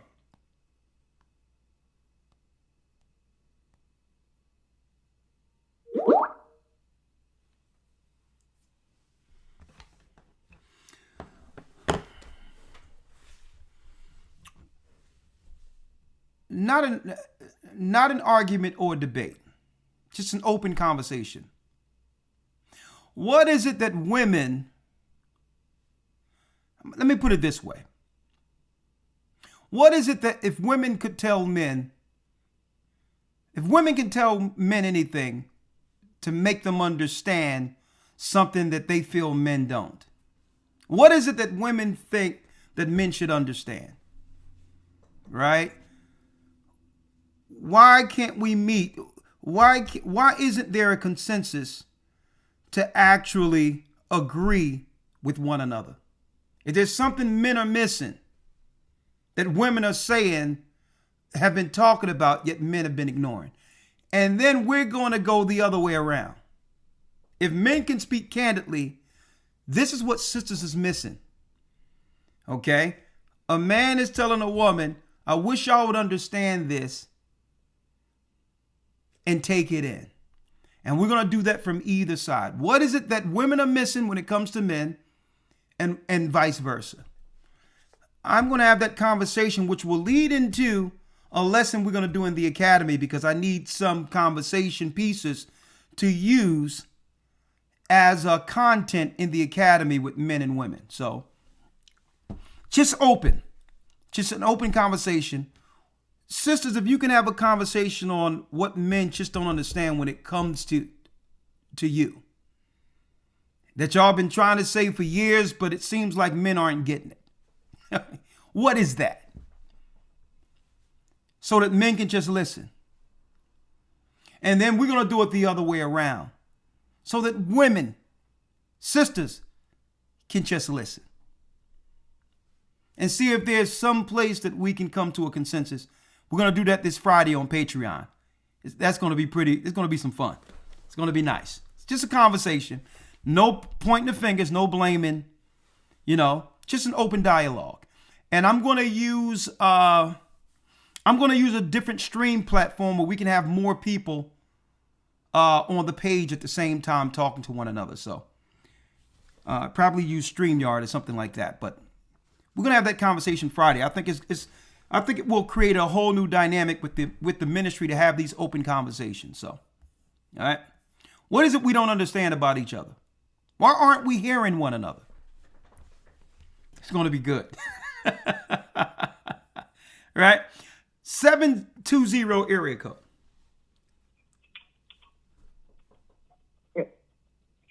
Elder Ricard? That's me. How you doing, Gloria? Okay. Hey, I missed this too, and I'm like, okay, I got part of it. Our praises to the Most High, man of God. How are you? I'm blessed by the best. Every time I hear that word, every time I see that name, Gloria, that song come to my mind. I know you thought you had it going on when that song came out, boy. Every time you heard that song, you like, I know he's singing that about me. I'm sitting here and I'm thinking before he can even finish, like, maybe you're gonna see that song. But go on. Go on. Speaking to your phone, but I can't hear you clearly. But go on. Oh, okay. I was going to say, as I looked at the topic right before you closed out the lesson, Revelations is here. There was just no way I could not put my fingers to the phone and just dial in, because we are so in the prophecy right now of what is so important to our entire existence. It's all about this, and I'm excited. Trying to be patient and be contained and be very careful to be encouraging to people, because there are a lot of situations that are coming forth. And I think what I'm finding that is really, really important that I want to encourage people to do, Elder, is continue in your prayer life, but it is not about to just pray. We got to listen, we got to hear. And then we got to move. Because everything about where we are right now, God is he's moving in such a mighty way that... Hey, sister, your phone is breaking. Sister, your phone is breaking up. If you keep breaking up, I'm going to have to go to the call, because we only got 30 seconds before the line closes. Your phone is breaking up. Be blessed to everyone and be encouraged. Thank you, ma'am. Bless you. Bless you. No. Okay, I thought it was my phone at first, but now I see, because there are clear lines, so it's the phone. I think people are using Bluetooth. I don't know if Bluetooth is working good on this or not, right? Right?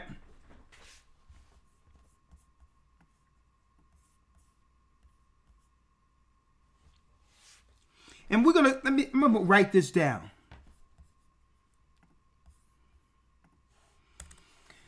What is the greatest value? What is the greatest value a woman can give a man? That just came to me. And we're going to ask that question from the other side. What is the greatest value a man can give a woman? And I think women are going to be shocked to hear what a man's answer is. I think the women are going to be shocked. It can't be just cooking and cleaning and just taking care of man, because, I mean, I can cook, right? If I need to, I can clean my own, right? Even though it's good to have somebody to help me to do it. It's great to have that. So if it's not the other things that normal relationships usually get, what does a man value above all when it comes to a woman? And we're going to talk about that, and vice versa. Because I believe that's a good starting point. Because I believe that women believe that men, that the physical act of a union is all that men really want. Or at least this generation believes that. It's going to be a good conversation Friday. It's going to be a good one. And I'm going to have enough information out of that one to parlay into, to have clips for the academy lesson, the conversation between man and woman.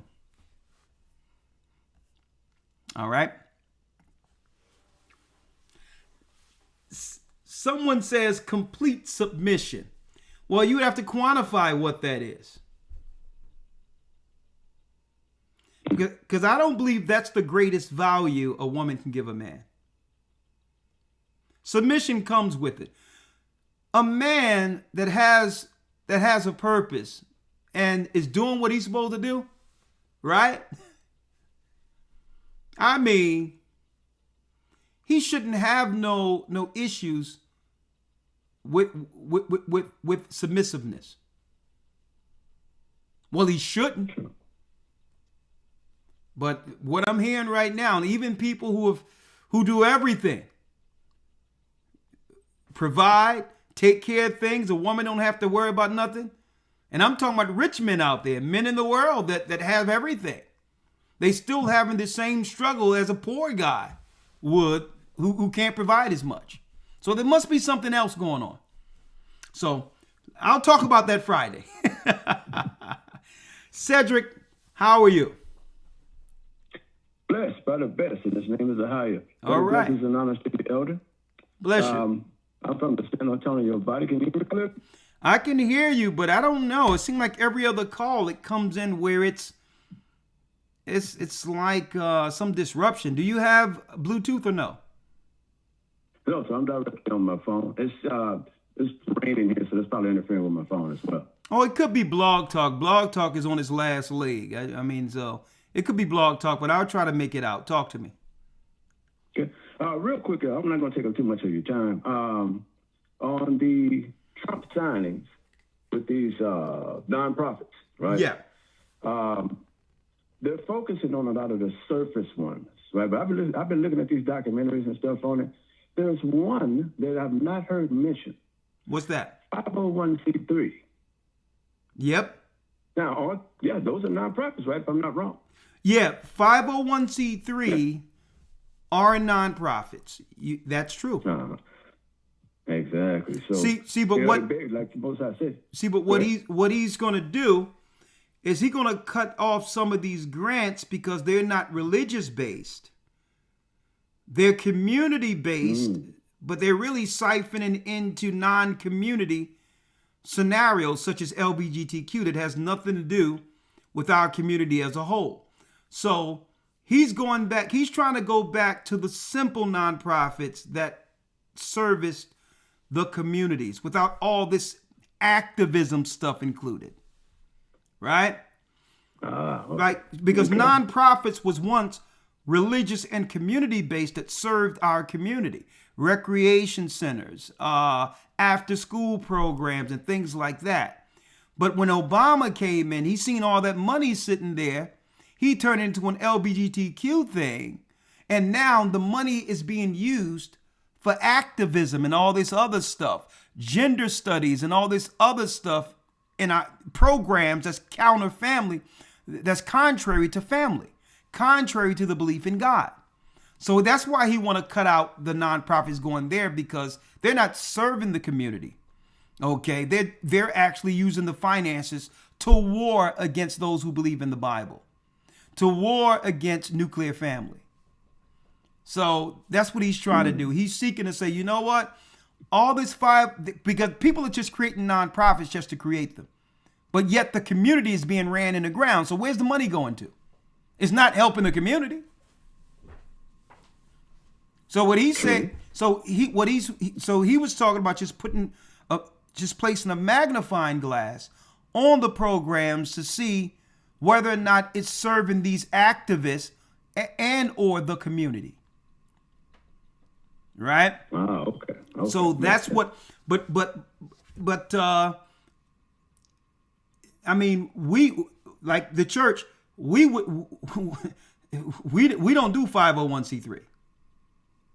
Exactly. See? I know who do it. Yeah, not to say it's right or wrong. It's a nonprofit, but the whole deal is there's too many. I would say when it comes to 501c3, the obligation is more so to the current liberal laws instead of the freedoms that we must have in our core beliefs. So there are other statuses out there. The original statuses are out there before 501c3, but they don't want to tell the world about that because why? Under 501c3, you have to go along with whatever the laws put on the books. And if you don't do this, they can take your nonprofit status. So you must push even if you don't push LGBTQ, you can't speak against it under 501c3. They'll take your status if you do that. Right? So So I think he's going to be cutting a lot of these programs where they're siphoning money through these nonprofits under the guise of 501c3. There's billions of dollars that go to our inner cities, and I'm talking about in nonprofits to help our community. And we don't see where that money's going to. You got these other people, these Arabs and others that are coming to our community under minority. They'll apply for these minority contracts and get all this nonprofit money, and they'll use that money to set up their stands, their vendors, have their other families come over and set up businesses and all that under the guise of nonprofit. And they'll do that by setting up a mosque in our community. But yet all of that nonprofit money that goes to that mosque, they're using that to set up businesses. So that's what they're going against. They're trying to stop all that. Good. Okay. Right? Now, thank you. I appreciate you. Yeah. Now, another thing is our people need to stand up and say, well, no, because they need our people to actually be a part of their nonprofits to get money. Our people need to stand up and tell these Arabs, these East Indians, these Asians and all that, well, nah, you can't come in and set up a nonprofit using our people. Okay? Anything you do, we must be in charge of. Okay? It doesn't matter. We must be in charge of it. You're using our community to get money, we must be in charge of it. Now, once our people begin to stand up and do that, then at that point, I think our people are going to actually realize what we've been up against. Right? I will not be mocked. Yes, sir. Yes, all right, sir. My brother. All right. Connor, thank you so much. Blessings to you. You know, bless you. And someone said, sound like they stealing. Yeah, they stealing. They're using us as the front. But they'll come and get the nonprofit 501c3 money, act like they're doing a few things, put some checkered boards out there so you can play checkers for a little bit. And they're getting all this money, and they call playing checkers an after-school program. Right? They pay $4 for a checkered board or a chessboard.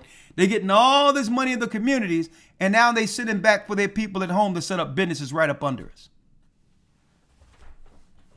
Royalty has a question. Hello. How you doing, Royalty? Hello. I'm doing fine. I'm going to ask, when are you going to be on Patreon again to discuss?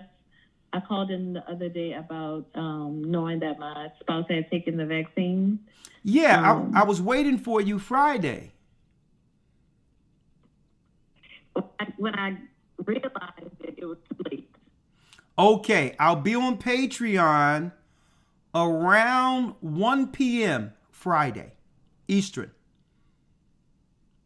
Okay, 1 p.m. Eastern. All right. The other comment I wanted to make, I am a teacher who teaches students who speak other languages. Good. And through some of the conferences and things that I have gone to, it's very, very eye-opening to see how the country places the emphasis on ensuring that these students coming over, that they keep their language, that they keep their culture, and just me being an African American, listening and sitting on these conferences is just amazing to know how we were handled when we were brought over here, and to see just all of the red carpet that they're given. Oh, yeah. Don't forget, the synagogue of Satan are incentivizing them to come over here and be buffers and to take what really our people built. That's their whole thing is to have people come over to undermine the tribe of Judah here. And you know what? I don't blame a lot of these people who come over. They're just trying to, work and do what they need to do for their family. But it's Amalek that's showing them all the money they can get access to undermine us. Right. I've heard a lot of the horrific stories and journeys that they've gone through to get here, to leave, horrible situations in their countries. Yeah, I can understand that. And I sympathize with that. But no one is doing anything about the horrible situations that we are experiencing here. Our people are going through horrible situations already. Right? So all due respect, not to sympathize, because, Jacob, they're coming against us everywhere.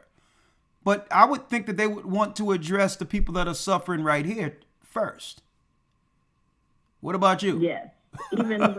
Even with money given for programs, they get, it's just amazing all the monies and programs that they have available to them. And I'm sitting there and I'm like, okay, we have our own students who are here who could benefit, from these services as well. Sister, let me tell you, and that's a great point.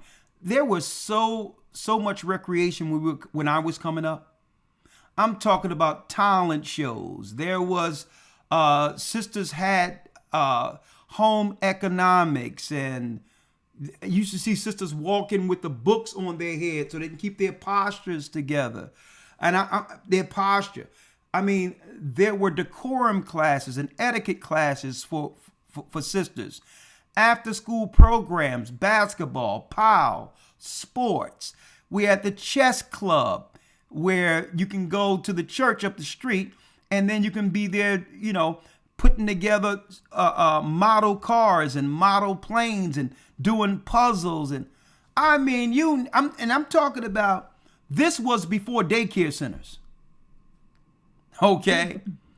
There was really no need for daycare centers because the block would watch one another. You can have somebody next door that's watching the kids, right? And the mother would stay home, the father would work, and there was so many after school extracurricular programs.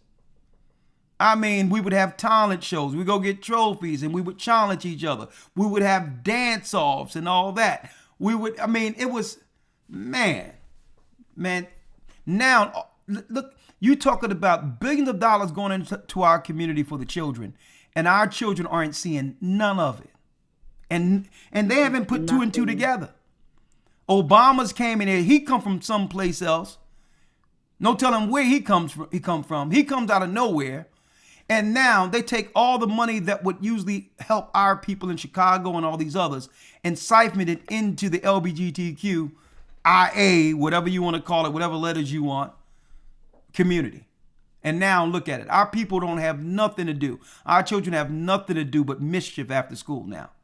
So, and this is why I see why Trump is dismantling education. No one is reading or learning in school anyway. That's not education.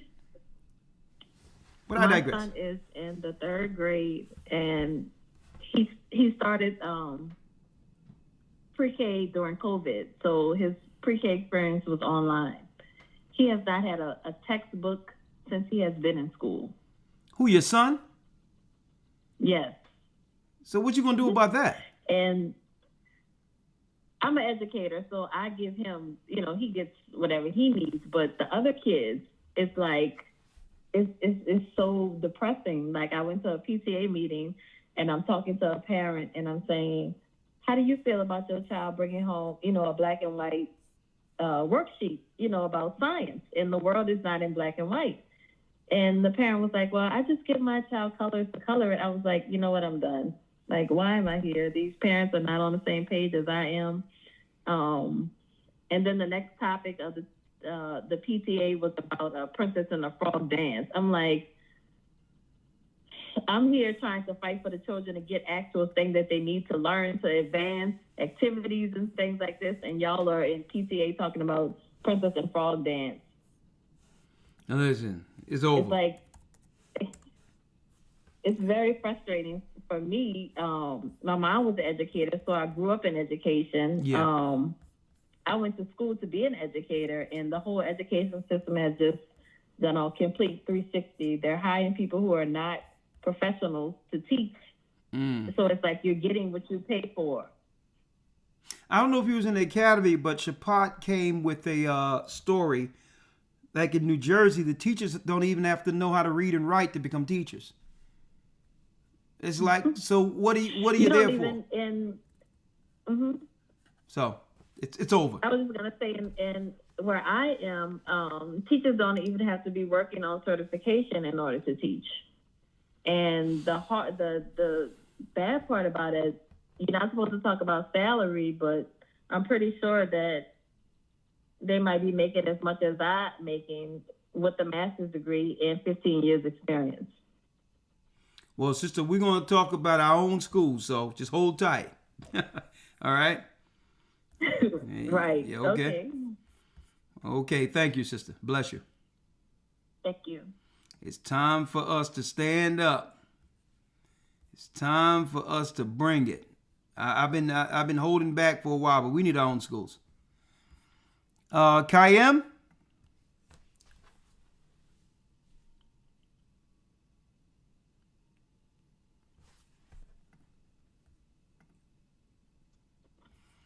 Shalom, sir. Elder. Bless you, sir. Yes, sir. Shalom. All praise to the Most High. Higher. Yes, sir. Great lesson, Elder. And I remember during the cough, I remember a lot of things that you were saying that are coming right before us. So, and even to the standpoint, because I work in a building where a lot of shopping and things goes on. They're trying to change the whole building into self-checkout. I remember you saying that, saying they're gonna, take the jobs away from people, and this is what they actually gonna do. It's one store I went to when I was doing because they had their yearly auditing, and they had nothing but self-checkouts in that store, and this is where we're headed. And I see like a lot of people that come in, their mindset and their thought processes are. It seems like a lot of people are doing things in bad spirits. I look at it like this, Elder, like, they distract us with the wars and the sickness and, all these different type of things. And then they legalize, narcotics and, and people vaping and all these smoke shops that appeared out of nowhere. And, so it's like, while all these things is going on, they want everybody to be not sober-minded. So it's like, this is the... Yeah, they want everyone to be on some type of drug. And the reason why is so that people can live in delusion and not deal with the reality of what America has become. So they rather incentivize you being high and out of it. That's one less person they have to contend against when it's time. Yeah, they rather push drugs on people. You're right. Here we go. Yes, sir. And that's the thing is like, so once they come out of their coma, like you always say, the reality gonna sink in. And Revelations 11 and 18. I remember Elder Lawyer reading that scripture, and it was very impactful. And it stated that and the nations were angry, and their wrath is come. and the time of the dead, that they should be judged, and that thou shalt give reward unto the servants, the prophets, and the saints, and them that fear the name, small and great, and shoulders destroy them which destroy the earth. And that's what is going to happen, elders. Like, they're going to wake out of their coma and realize that all the things that they did, all the things that was done to them, they're going to be angry. And I remember you speaking on that. So, you know, I mean, this is what is right before us. And, you know, and that's why all these lessons, I was listening to a lesson the other day, elder, and I know you was explaining that a lot of times we want to blame people for what we're going through, but we don't realize the Most High is the one that allows us to go through this. So it's not that individual person. It's something that we have to go through because this is a part of what he wants us to go through and for us to see, to get an understanding, to humble ourselves, to be, to understand that when we go in front of people, that, you know what I mean, remember what we done and what we did, and be able to be understanding of them because we was once them. So I just thank you, sir, and all praises and double honor to all the leadership. Thank you, brother. Great points. And you have a great night. Shalom, my brother. I'll see you Friday. Shalom. Yes, sir. All right. Yes, sir. Last call for this evening. And I thank you again, all you elders, all you who support the work, you brothers and sisters. Don't forget, we have a new academy beginning in a few weeks. February 16th, go to historytimes.org to enroll. historytimes.org.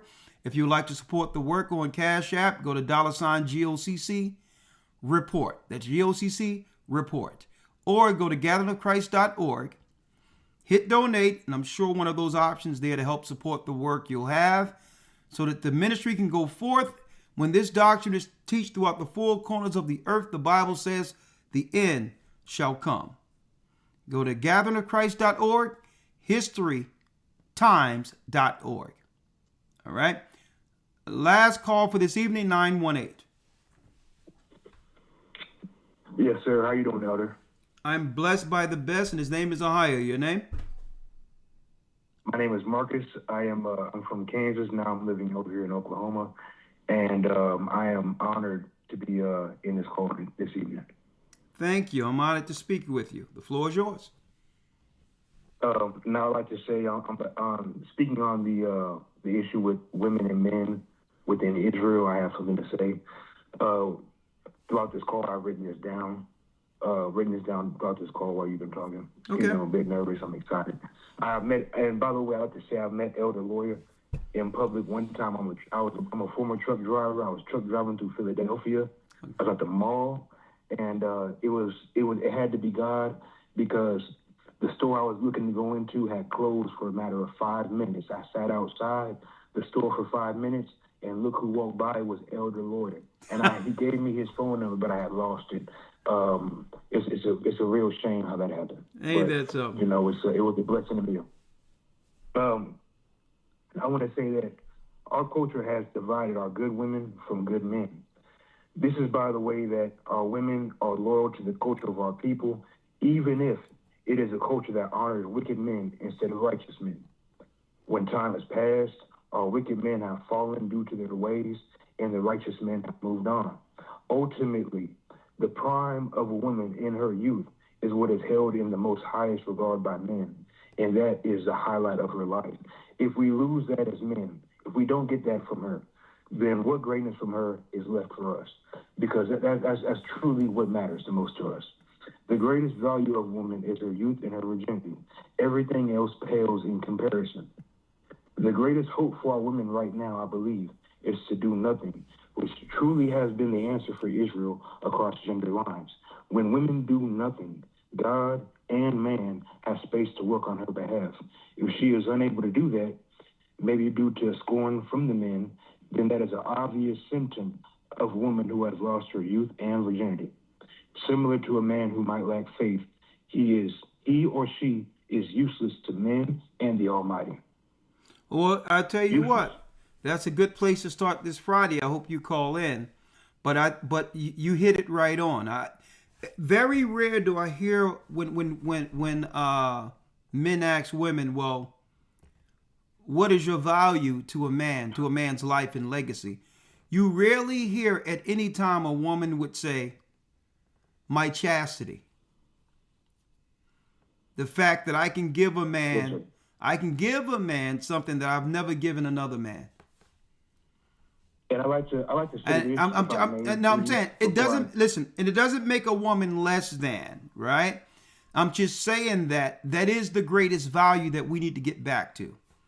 Teaching our daughters that the greatest value she can give a man is to have that man be her husband, her first husband, and they stay together to build a legacy for the rest of their lives, right? The fact that that's why the Bible talks about keeping a young woman chaste. And this world have made it where they try to train young girls to actually give themselves away before they understand the power the Most High have given them through their body. The power is a virtue through chastity. And Elder, may I, with my 1 minute of fame, please, may I speak what I really wanted to say, if I may. All I'm looking to say is that as the sons of Israel, in times past we have stood against our enemies, and even in the face of adversity, we have done great works to reestablish ourselves, even far from Zion. I'm hoping that with the time that we have left here in America, maybe we can have an Israelite delegation to Congress. Maybe we can have a basic committee of Israelites nationwide, an alliance where we can come together. We know who we are. We know the laws and commandments we fall under, and we know who our Savior is. Is there a way that we can come together? Can we have an Israelite version of the ADL? And as it stands today, I'm a scholar.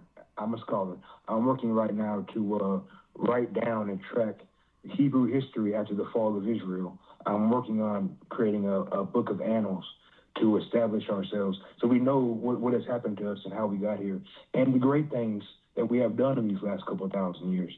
But I truly believe it is important that we come together, camp by camp, church by church, at least to have some type of foundation and place of rest for our people here in America.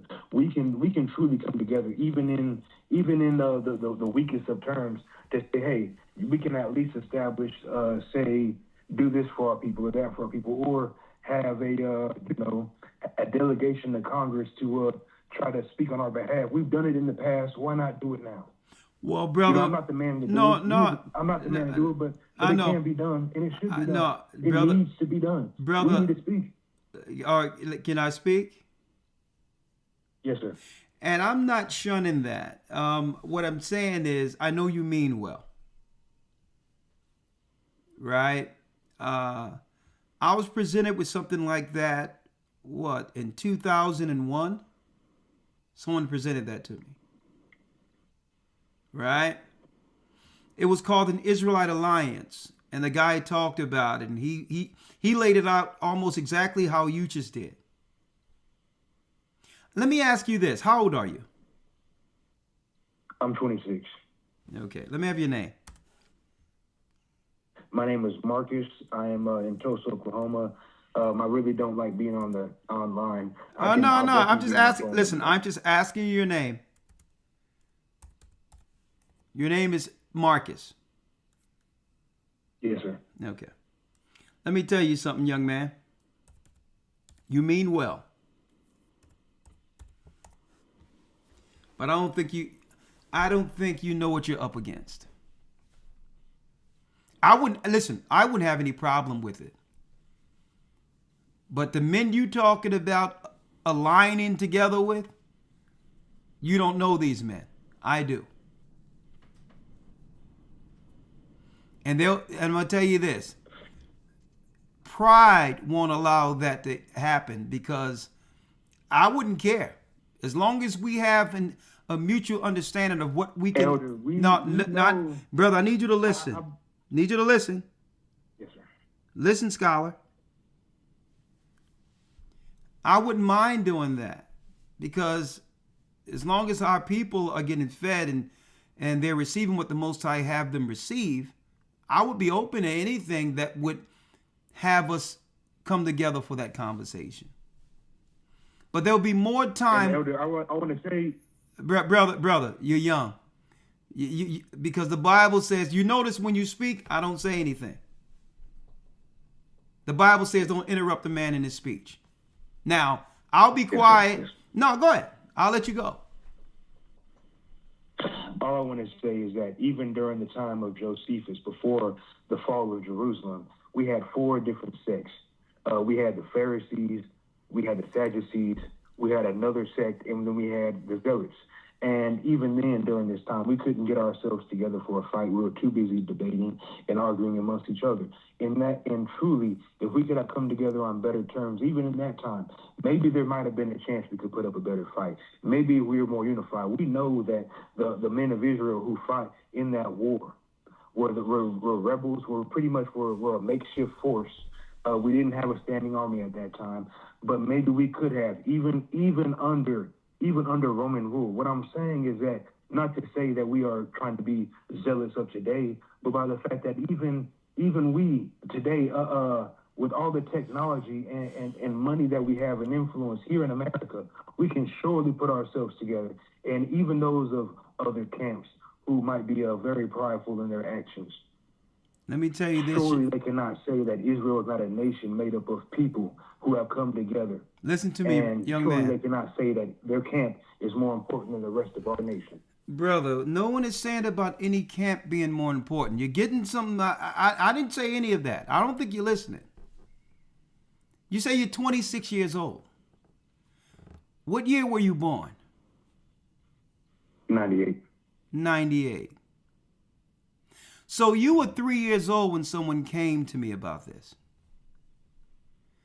Listen to what I'm telling you. And I'm not, because I know you mean well. Brother, the people you talking about coming together were together. And what you don't understand is the people that you think you know, you don't know them once they come together for things like that. I know them. So what I'm saying is, you can go talk to them. I know them. So this is another thing you have to understand. The Pharisees, scribes, and Sadducees, young scholar, that you say you're a scholar, I'm going to take you at your word. The Pharisees, scribes, a matter of fact, you got your Bible on you? Yes, sir. I have my 1611. Grab your Bible. Okay, I'm ready. Okay, go to Matthew, the 3rd chapter.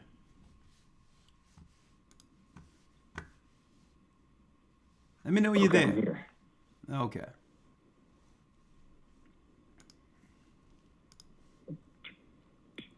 I'm here. All right. I need you to go down to the 3rd verse. I mean, go down to the 5th verse. I'm here. Read it. Then went out to him Jerusalem and all Judea and all the region round about Jordan. Go ahead. And were baptized of him in Jordan, confessing their sins. But when he saw many of the Pharisees and Sadducees come to his baptism, he said unto them, O generation of vipers, who hath warned you to flee from the wrath to come? Okay, let's stop here.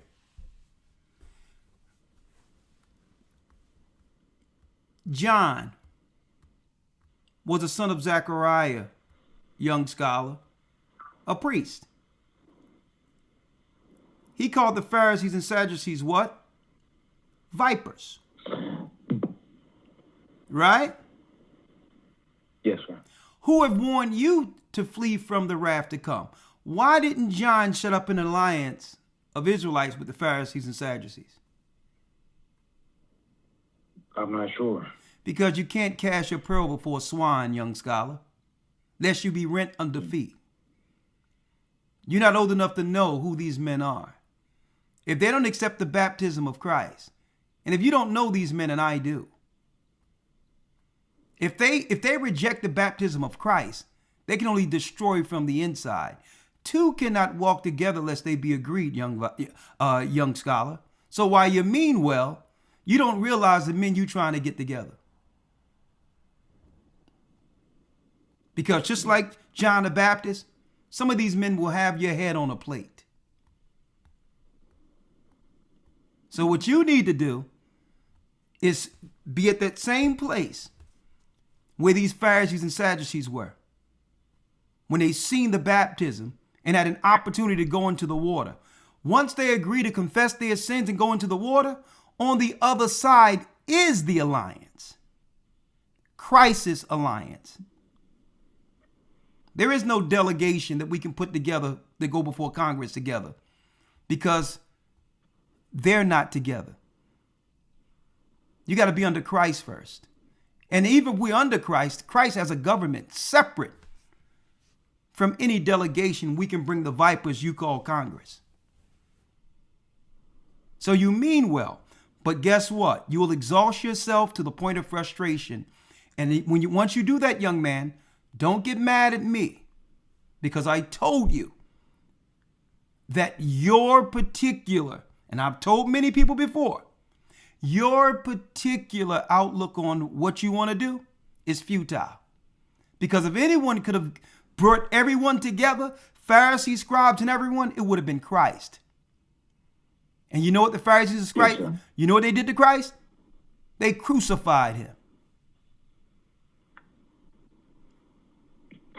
Well, Elder, I have much revere for you, much respect for you, and just from what you said, I will take it as that, and I'll let it rest. And I just listen. I'm gonna tell you something else. I'm gonna give you something else. 2001, a guy came to me with what you talked about. I told him the same thing, right? And he said he's going to set off to do it anyway. Do it anyway. He's nowhere to be seen. Another guy came and learned under the church and said, man, IUIC be saying things and these other guys be saying things. Why can't we all just it'd be better if we all get together. Right? And he took, it was a whole website of the Gathering of Christ Church. You know what this guy did? He copied the Gathering of Christ Church website and he renamed it Israelite Alliance or Israelite Unite. And he's nowhere to be seen now. Nowhere to be seen. And I told him, I said, listen, don't get mad at me. Don't get frustrated at me when this endeavor that you're thinking about doesn't come into fruition. Because I'm open to unite with our people. But I told the brother, you don't know what you're trying to unite. You have no idea. There are prerequisites to know who you can actually work with.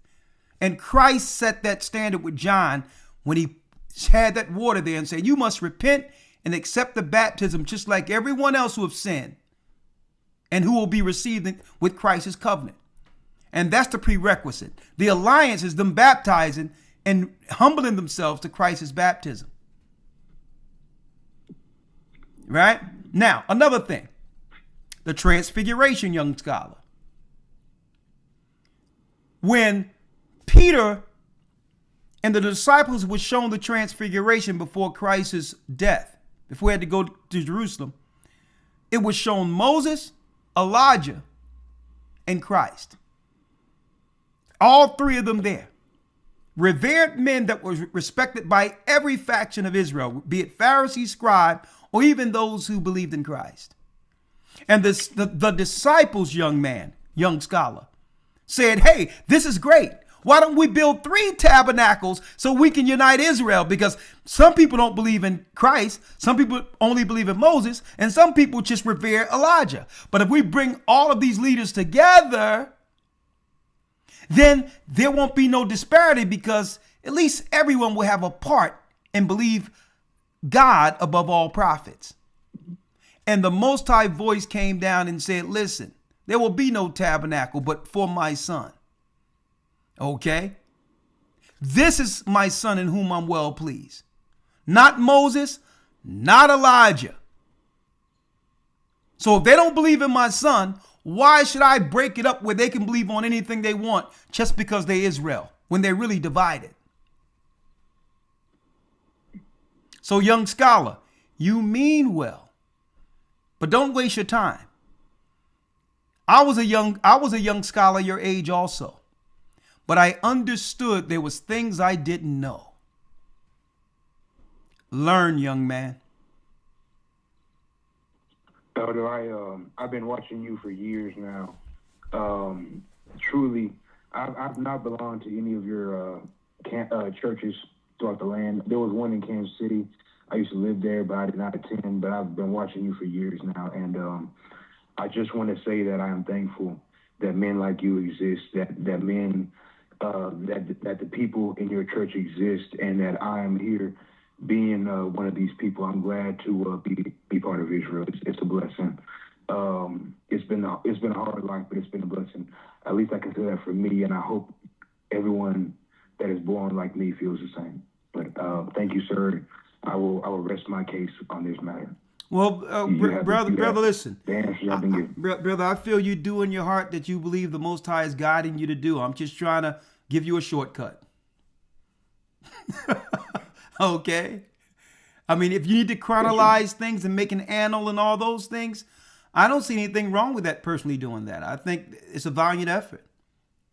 But absolutely. And yeah, because there's so much, I just want to say on that matter, there's so much that we have done in the last 2,000 years that really has been whitewashed, erased, and truly forgotten about, that have been great efforts by our people to come together and do great things outside of the land of Israel. Even outside of our homeland, we have done amazing works and truly have been famous upon the earth, with our fame being taken from us by people who may not be us but pretend to be. I'll let that rest. But with all truth being said, we still have a lot to say and a lot to bring forth in a book of history about what we have done, because there is so much. Yeah, that's so true. much. That's true. And I truly want to find out everything that we have done, because we are great people, and we didn't stop being great just because we lost Jerusalem. Let me tell you this. Continue to be great to this day. I'm going to tell you this, young man. The prophets already put the annals together for us. But do what you do. All right? Just come on through and let's finish this, all right? Do you have any congregation in Tulsa, Oklahoma? If I don't, I'm gonna take down your number. Your name is Marcus, right? Yes, sir. Well, Marcus, I'm gonna call you, and I'll see what we can do. If you call me, this is all I do. All I do is read. Well, brother, I'm gonna call you. You got my word. All right? Yes, sir. And please don't go on your futile. I would say your futile mission outside of Christ's mission in you. I'll let it rest. It was just an idea. I would always. Hey, brother, I want church first listen, before I reach down brother. to Listen, I want what you want. But if Christ couldn't gather the Pharisees and scribes together, who are we? Nobody. We can only present them with what? The path. And then we are aligned on the other side of the water. All right? Thank you. Hey, brother, I like your passion, though. Hey, I was there where you are, brother, so I respect where you are. Just never give up that fire. Never give up that fire in your belly to unite Israel. It's something great. Bless you.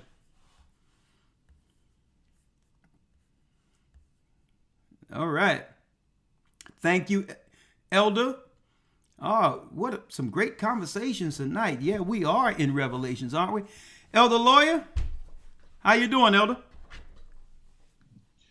Yes, sir. I'm good. You see where the young man is, right? You see where he is right now, right?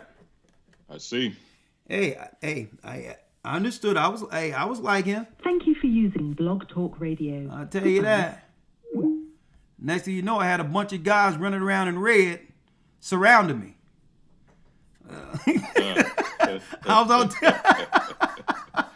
Right. I thought I could unite something around, and I got cats look like they come out of look like they come out of a Charlene movie, and they surrounded me in all red and white. Right. I'm like, hey, is this love? Hey, but I know where you're coming from. You know, I thought, you know how it is. Them Bruce Lee movies, they all come around you and surround you. I'm like, Lord, what? I mean, do I gotta back up off them? What I gotta do? I gotta figure out who's around me. I think I gotta think I'm gonna deal with that tall one first. But anyway, I love his desire and passion, though. That's the spirit of Israel in him, right? But, absolutely. But yeah, this has been an interesting conversation. And yes, I'll tell you what, this guy right here, he been signing executive orders since last week. I don't think he's been asleep yet. But it's going to be an interesting year. What you think, Elder Lawyer? I believe so. As the Bible says, we're going to keep our eyes peeled, watch and pray. And I think we're in for a very insightful, very eventful year. So let's keep our eyes on the prize. Oh, yeah, the Passover in Florida. We got Purim coming up. We're just going to keep doing the Lord's work and help our people. We're going to stand in faith and help Israel navigate through Jacob's trouble. Right? Here we go. Yes, sir. Thank you, brothers and sisters. You know we love you. Stay prayed up. Sin not. We will soon see Zion. Have a great, great, blessed evening. We're going to have a good conversation this Friday on Patreon. Let's talk. Let's reason together, men and women of the Almighty, this Friday. Have a good night. Thank you, Elder Lawyer. Yes, sir. Thank you. Shalom.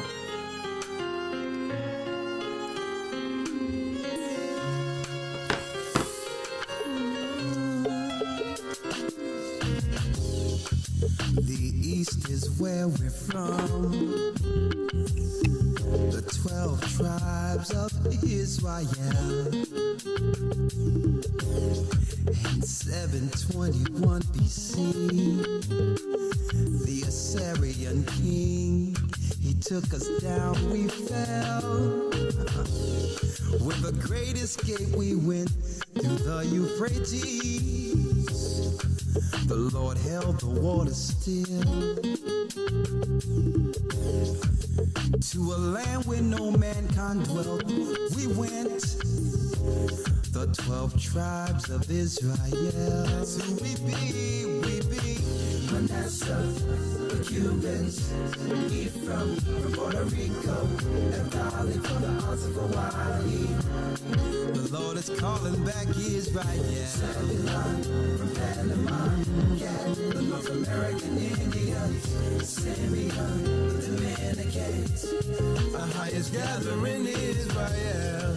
The Arabs and Africans told us, at gunpoint, together our wives and children then sold us. In the belly of these great ships we traveled in fear. By the rivers of Babylon we found our brothers here. Asher